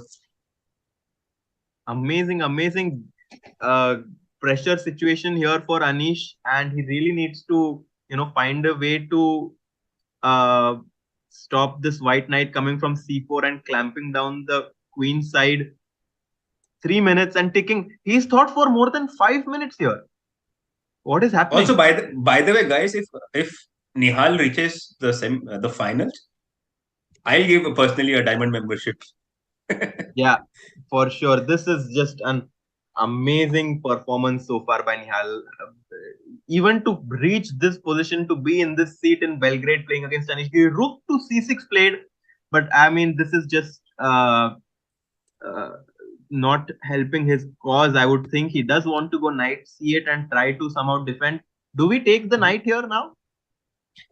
Actually, both moves are possible. I can put bishop C3 just to defend this, and let's say you have to go back with the knight, and then I, put F4 as well. F4. Yeah. Knight C4, F4, okay, basically the same concept. Yeah. Or I can try, or I can also try and go for your idea with ED6, bishop B2, maybe Rook B1. Yeah. And where do you go back? I'll ask you this. I guess F6 makes. F6, now I can even think about Knight C4, ED, or maybe Knight E4, yeah? As well. I guess Knight C4 is also a very nice idea. The point was I'm blocking your pawns, after ED6, Knight B6. Knight B6 and Knight D5. Maybe C4 you have, yeah? Maybe C4 you have, Arshit, here. But again, Knight D5, bishop is... Knight C4 D5 is a bad move. Actually, Rook Knight C1. D7, Knight D7 maybe. Oh yeah, Knight D7, yeah. Knight D7, yeah. Rook C6, Nihal is thinking. I actually like to keep the tension on the board with bishop C3, not, give easy play for white, because with the clock ticking and more pieces being exchanged, is definitely going to favor Anish's cause here. For sure. I also prefer bishop C3 more and more, because as you said, like Anish has less than 3 minutes now. and why to clarify the situation when you can keep the attention on the board. And he thought for 4 minutes, 18 seconds for this move. Nihal is up 6 minutes, almost 5 minutes on the clock here. It's even if it takes a minute and a half to make his decision here, he's still going to be up a lot on the clock and also has a good position on the board. Really like how he's handled his time as well in this entire match. For sure. Uh, amazing position. And let's just give a shout out to Nihal. Like throughout this match, he was just dominating each and every game. Like besides, if you leave first 15 moves in the first game, because that's where he lost the plot. Besides that, he was always ahead. Yep. And I was just mentioning that the only good strategy for Nihal is going to be, if I were his coach, not go into theoretical positions. Just play something offbeat, because that's where Nihal's Nihal excels at. And besides the first game, that's what we've been seeing him do. For sure. And probably that's what Srinath must have discussed with Nihal, during one of the breaks, like when they were when he had finished his the games. Maybe that's what they discussed. That okay, he tried to go for the straight theory, and you saw how Anish, like why Anish is one of the most fearful opening player, where he's second to none. Probably he's second to not even to Magnus, Hikaru, Fabiano. Like he can compete with all of them and this part of the game very well. But he also understood, like Nihal understood, that maybe just try to focus not on only on openings. Try to focus on the big things, and it paid dividend to him. And look at Anish. That is definitely not a happy Anish. I've seen Anish many Bishop times. C3 is played. Bishop C3 was played. Wow. Knight E8 quickly played, but Nihal is just top of the shape here. Knight C4, Rook D1, as you mentioned. F4 also an idea in the future. This looks very promising. This is God. Harshit, I feel now Knight C4, Knight C7, probably this is Black's idea. Yeah. But now simply play Rook D1, in general. Rook D1, put Rook on D7 as well. Yeah. Rook E8, the thing is, you can never really take. Because you can't even take. I have this, first of all. Second of all, Rook D8, Rook C8, ideas like this. Yeah, that's what I was about to say, that A4 pawn you can never really take, because the back rank is very weak. Yeah. Yeah. Even maybe one move. What if we just make a passive move? Like just give him a move. Like you got it. I want Rook D7 next, which is unstoppable. I thought that maybe B5 is if possible or not. B5, trying to exchange as many things as you can. I just the Rook is not protected. I was thinking AB5, Rook A1, BC6, but the Rook on D1 is not protected. Yeah. Yeah, Knight B5. But even this looks just very pleasant. Very, very pleasant. For sure. But Black has also achieved something. Like at least he managed to exchange the queenside pawn. Seems as if Rook A1, Knight B5, followed by Rook 8, Bishop F8, Bishop A5 just completely puts Black in a zugzwang. Total zugzwang. You cannot move your knight. Oh my god, look at this. You cannot move your knight anywhere. You cannot move your rook anywhere. You're just gone. And probably lot of moves played. Rook F1, B5, AB5, Knight B5 on the board. Okay, and now probably just Rook D7, yeah? The question is, if you want to give this bishop, I think you don't mind Black taking that bishop, because the But also your move Bishop A5 in general, to play against this knight on B5 is also quite nice. This is just a completely nice move, completely stopping all the ideas of Black trying to put his rook on the D file. Bishop D8 also can be an idea in the future. Rook D7 coming in, Knight A5 ideas. And Bishop A5 was played. Wow. I mean, besides Nihal, look at us. I was about to say, Harshit, are you happy for yourself and are you sad for Nihal that he's playing your moves, or you're just happy for yourself? I'm just happy that he's winning. Yeah, true. I mean, we had this ongoing joke, like during the candidates, that whether they should, if they're playing our moves, is it good for them or it's good for us? How good it is for them that we are able to guess their moves. Yeah. Anish under big pressure, but he's still fighting somehow. Yeah, rook a6. I mean, it's not over. Like, Yeah. of Bishop course, e5 is a threat. white. Bishop e5 is his threat. But Actually, I I'm pick not sure if everything. he's a Yeah, threat. yeah, exactly. Harshit, I just play probably rook d7 now. Let's say if you Yeah. play bishop e5, Oh, I bishop have to e5, go just take. just just take maybe rook a5. I can knight takes rook You can a5. even consider this, yeah, like in general, that Yeah, basically saying that the bishop is still here, then pawn is still here, and I try to slowly expand on the king side because the rook can never come to d8. Also, an idea. I think we had some more moves. Rook d7, bishop. Actually, what is happening here?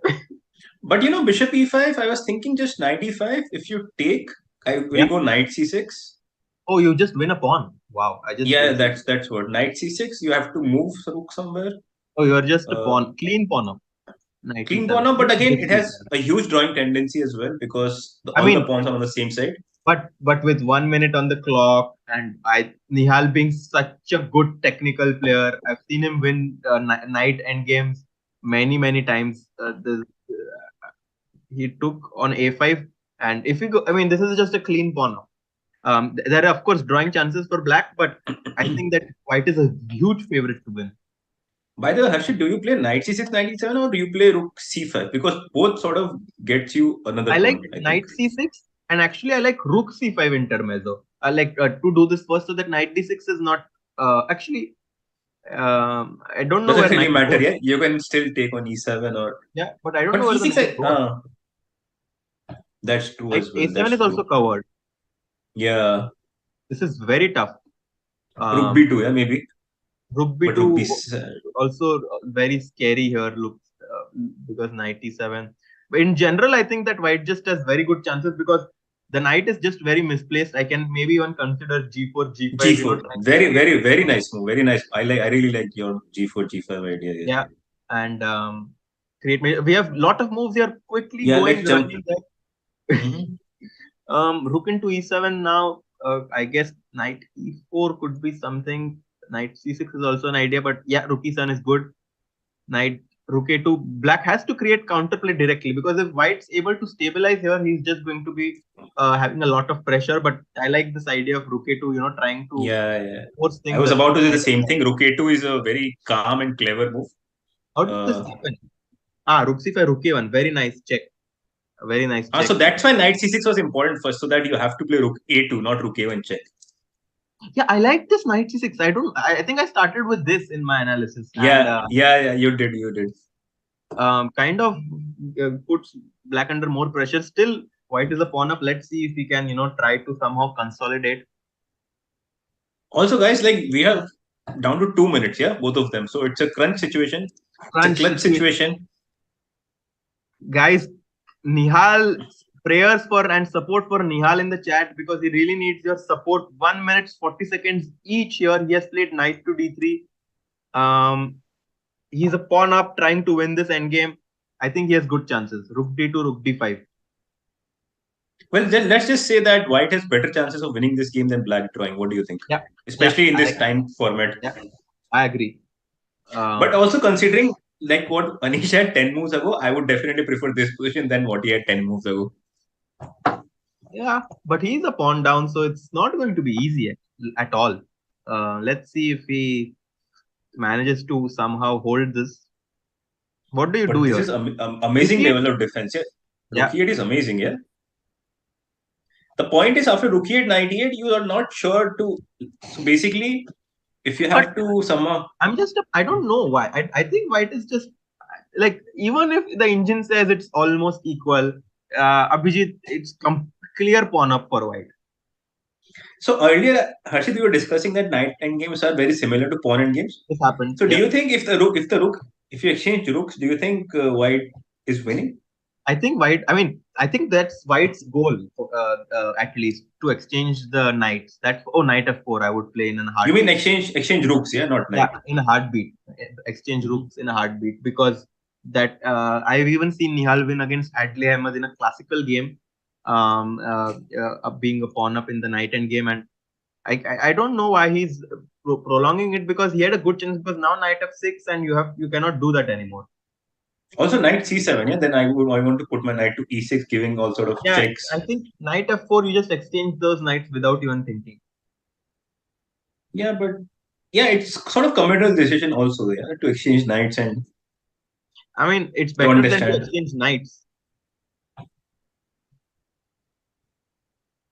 Because if you exchange knights, I think the black already has this amazing pawn structure f7, g6, h5. The best pawn Mhm. structure, one of the best pawn structures black can have in this 4 versus 3. King f8, he can Right. still move his knight actually. Just move his knight. I don't But think black can even but take. probably I would start with g4 now, because g4 g5 just Mhm. putting more and more pressure.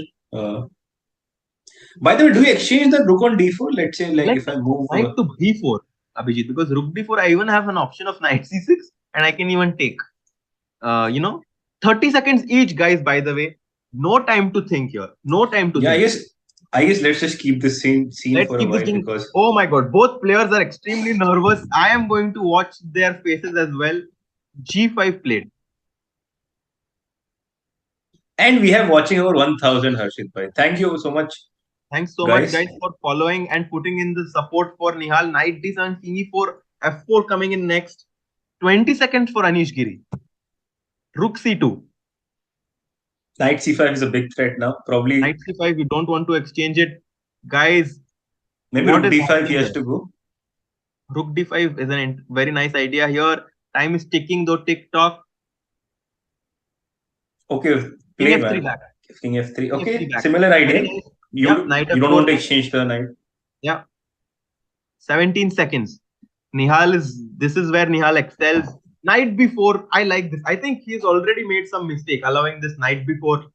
Knight c6 check, knight d5 check coming in. A lot of knight jumps. I don't think Anish is happy with what has happened in the last few moves. Rook c4 is also an option here, trying to bring your rook into the game. 9 seconds for Nihal. 5. Rook d5 played.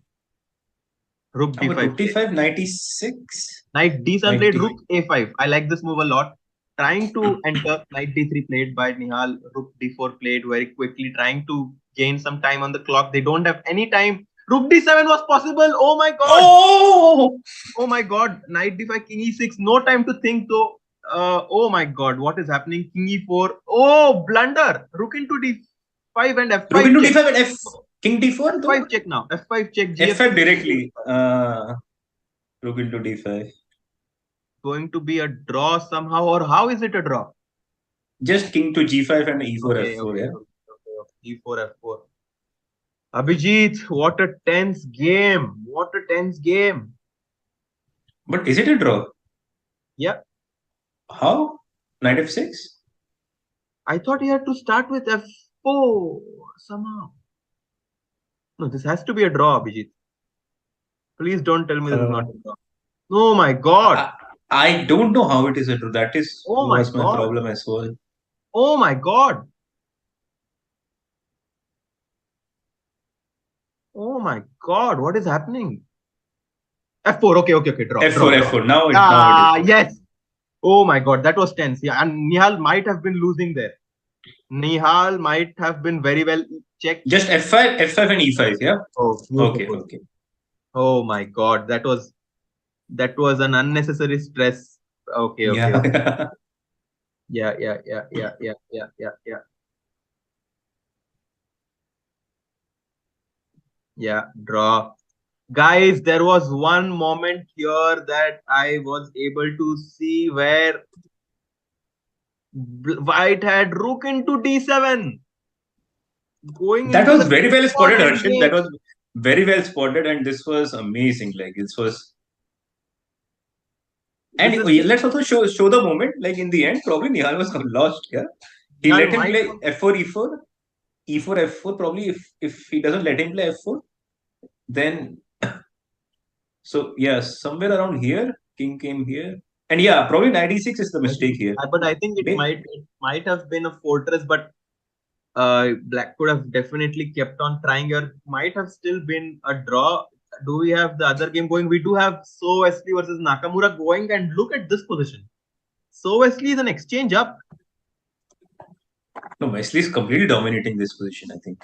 Wow. Rook F1 Although Hikaru has been like tricky throughout. I mean, throughout his life, we all know how never tricky over, but Hikaru now Rook can be. F7 is a threat. Queen E5 played. Mhm. Black is still kind of solid here, but what a tense game all around by Nihal.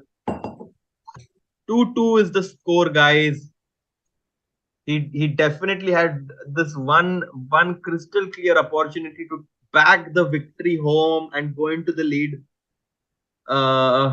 Happened to be a draw. Hikaru offered a draw here and Wesley So declined it. I mean, what a day. What What a a day. crazy Like, day.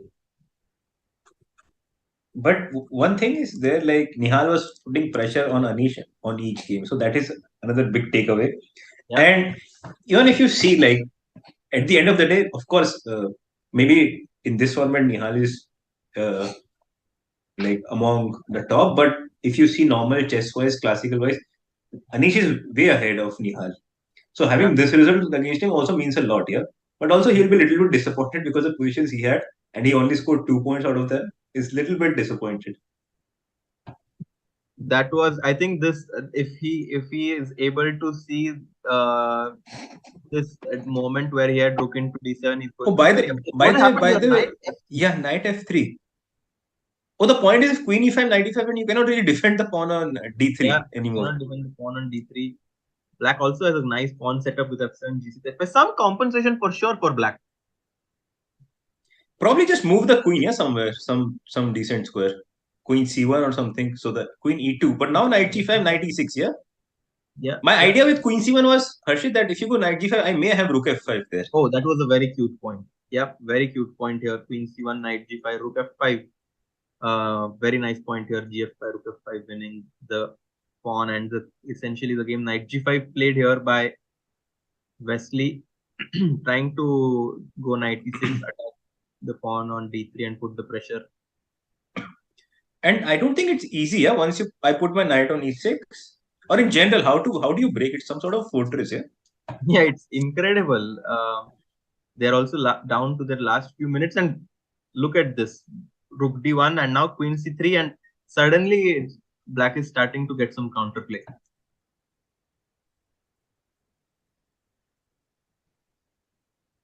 Yeah. I think for sure, I don't think Hikaru is going to lose this. I mean, I'll put my neck out. I think he might even win this from this position. Mm-hmm.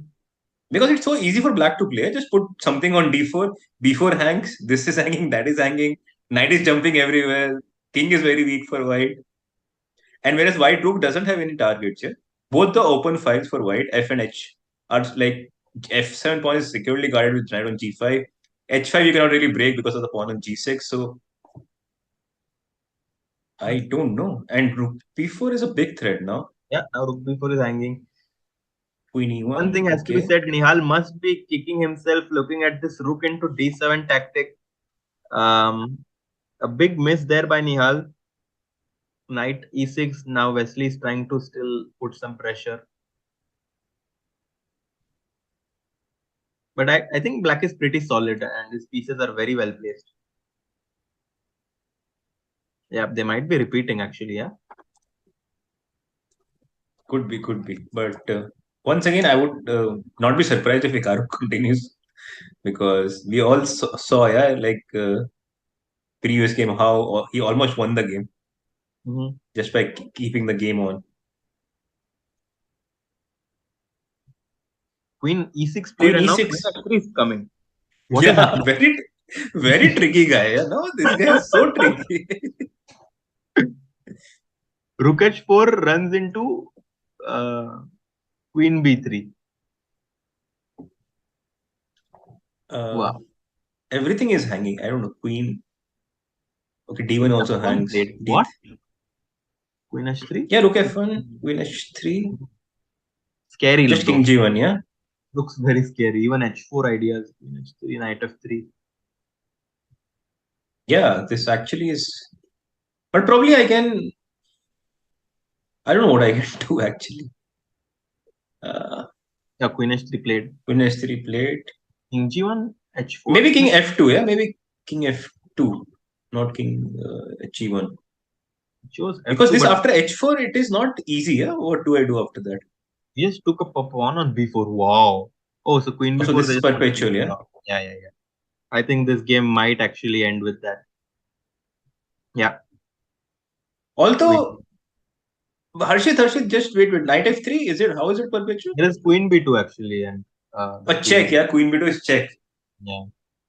But Otherwise, how do actually, you? even And then I saw that. wait. But king move somewhere. And just rook F2. Rook H2. Okay. So I'm not. Although But lot of moves they just not appear. not, but not sure. Yeah, Harshit, Rook F2, Queen H3, Knight H2, like Yeah, Rook it H2, was. Knight H2. I think there might have been some. This just looks that black white would be able to defend. Something king maybe king G8 maybe to so that F7 is not hanging. Mm-hmm. Maybe Rook D2, I guess, or Rook Yeah, D2 also Queen H3, rook, Queen rook, H3. Yeah. no, rook F2 is good enough, and queen H3, rook H2, knight H2, queen G2. Queen G2, very Yeah, important move. You're yeah. right. But Queen E3, Uh, game queen. goes King H2. Sorry, King H2, King H2. Yeah. All in all, what a crazy day though. Yeah. Oh, by Two the way, two four draws. Yeah, four draws four in this match. four draws in this match. Score is tied 2-2 in both the games. Um,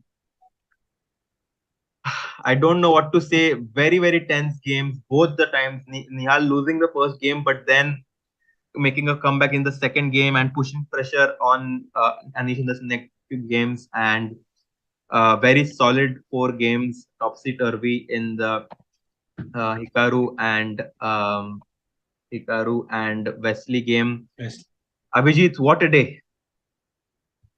Yeah, amazing, topsy turvy, and it was again a little bit disappointing for Indian fans because not because Nihal drew the match, just because of the fact that he had such a nice position in a couple of the last 2 games, especially where if played correctly, like mathematically, probably he was winning in one of the games and the third game. Also, fourth game, he was putting so much pressure. Like Anish had 2 minutes, he had like seven. Nihal had 7-8 minutes plus such an amazing position. So little bit disappointing, but overall, what an entertainment. Both Yeah, his match against Anish and Hikaru's match against Wesley were third game. Hikaru literally he made like he took out water from the stone, like yeah, he pressed and there was some little water. yeah. So yeah, overall, very entertaining day. And more to follow tomorrow. It will be more and more exciting. It will get even more exciting from tomorrow onward. So yeah, we'll meet at same time, same place, and still root for our boy Nihal. Yeah, one more day, guys. He's just one day away from going into the finals. So do tune in tomorrow for an epic match between Nihal and Anish and Hikaru versus Wesley.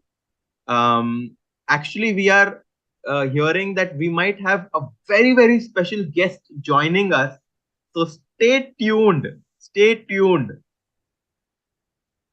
But yeah, it's all in all, still a very good day for Nihal, considering that he lost the first game, which, making a comeback is never easy. But we might have a very special guest joining us. Also, guys, if you have any questions to Nihal, it's a good time to put in the chat, and maybe we can ask them if we'll have enough time. So amazing day, amazing level of chess, and yeah, I mean kudos, yeah, kudos to. I I mean don't the format, the everything, it is so interesting that even like 2-2 matches, like both the match were 2-2, but it was thrilled. It was thrilling 2-2. It's like uh, last over of test match, and you don't know what is going to happen. Yeah. um, I'm pretty sure that Nihal might be kind of satisfied with his play. He knows that he had some chances, but all in all, this is what happens in rapid and blitz chess. There are a lot of mistakes. There are ups and downs, and in the end, you just have to take what you have. And we have 2-2 in both the games. We are just waiting to see if maybe Nihal can spare a few minutes and uh, uh, like maybe give some insights from his play from Belgrade. And if not, then we would also totally understand because he has a very important match tomorrow. Just waiting to see from the producer if we are going to get a heads up on that. Oh, actually, it's a couple of interesting questions in the chat, to Nihal maybe. Do you wish that we should have a Bullet World Championship? It would be interesting to see, because we have all the format Blades and Blades, Rapid, Classical, but no Bullet, yeah. Still, people don't consider it as serious chess. Yeah. There was one Bullet Championship hosted by Chess.com, if I'm not wrong, where Firuja and Nakamura were in the finals. I have no clue. I have no clue So, about it. Chess.com had even organized that tournament, if I'm not wrong. And just to quickly ask the producer if we are getting any update.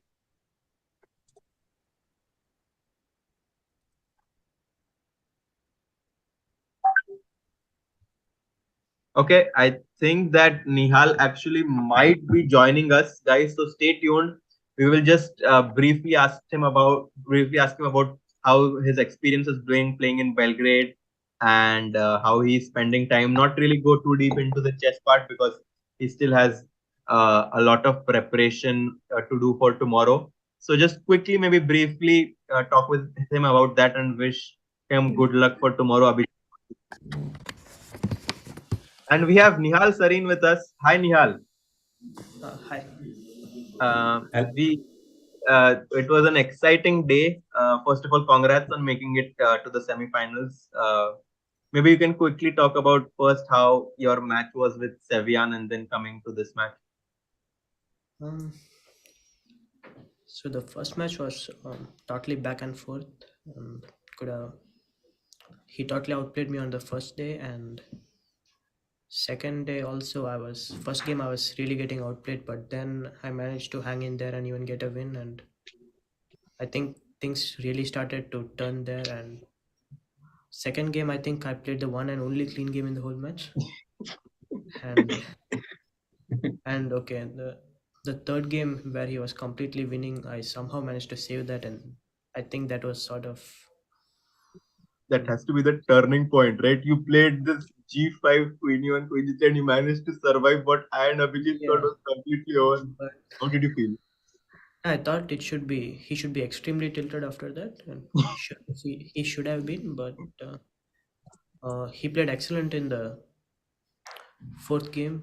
He had to be not demand with black. He kept his composure, played a very good game, but fortunately, once again, I managed to hang in, and in the end, it was Yeah, a so Nihal, first of all, congratulations once again to reaching to the semifinals. Big prize fund, big event, and we see a constant improvement in your games. Like we saw in the first 2 days, barring your second game yesterday. Most of the time, you were worse throughout the match. You were always coming back, and you were always. We felt you were always better when you both of you were like when under 2 minutes or 3 minutes, where you would just have to go all in and just play quick moves. So yeah, and yesterday the final game it was amazing. Like you showed why you are one of the best players on chess.com, like why you were rated number one couple of weeks back. And coming back to today's match, I feel like today, barring the first game, you played throughout the match excellently. Of course, you missed few opportunities here and there, but overall play I think was very high. What do you think in general of today's match? yeah, I'm much happier with my quality of play in general. And as you said, apart from the first game, I think the other three games I managed to outplay him. And but okay, he was quite resourceful in the third and fourth games, and especially in Yeah, the fourth game, he defended very well, and A lot of I uh, almost lost that one. which one? The fourth game, I blundered the a pawn. last one. Oh yeah. Yeah, um, so it was a great escape in the end. Like, but of course, we all know like how tilting it can be. When you were completely better, up on the clock, like almost 5 minutes, and then have to defend. Have to escape to a draw. This is always very difficult. So we have a fun question for you. What do you think about should organize World Bullet Chess Championship? It is already there, so Yeah. Oh. Also, So Nihal, a lot of chess points that like were of course very interesting for us as spectators. But you have one more day to play tomorrow. Maybe you could just general in the brief tell about how it has been playing in Belgrade, the atmosphere there, and how you like the entire setup. It is great to play in a center. It's my first time, and it was organized very well for in a very short notice. So really enjoying playing here. Okay, and not really taking much of your time here, Abhijit. If you don't have any questions, I would just like to wish you good luck from all of us for tomorrow. yeah, just good luck and do very well. And we all are rooting for you. In our chat, like there are many hearts just for you. So yeah, keep doing what you're doing, and hope to see you in finals. Yeah, Thank thanks for joining, Nihal. All the best. thanks. Thank you.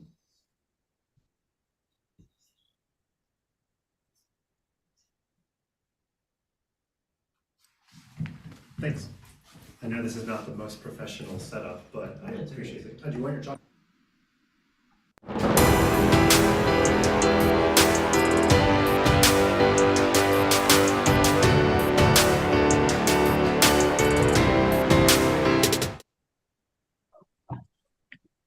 So what an interview, yeah. Wow, like considering the last two games where should have probably won at least one of them. He did not, and he was gracious enough to join us for the interview and yeah, shared his insights. And one thing was sure, he's definitely happy with the level of play today than yesterday or last 2 days, because at least today he's managing to outplay Anish Giri, who's one of the best players in the world. So this is a plus point, but he's not able to convert, which is of course a little bit sad. But yeah, overall a nice day, and I would not say a disappointing day for Nihal. I think it's still is very much in the race. And if you remember, uh, like yesterday he was trailing Sam after And the now, first day. So yeah, now it's at least it's 2-2. So this is by far an better improvement. situation. Yeah. So yeah, I mean, we are all looking forward of seeing how he progresses tomorrow, and let's just wish that he finishes Anish quickly, and we can celebrate, and then see him in the finals. What are your prediction for tomorrow, Arjun? As I said, I just want Nihal and to Nihal to be in the finals.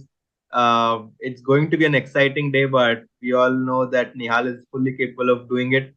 Um, we'll be back tomorrow with Abhijit, same time, rooting for Nihal. And thanks a lot, guys, for joining, and Abhijit for commenting. I'll see you guys tomorrow.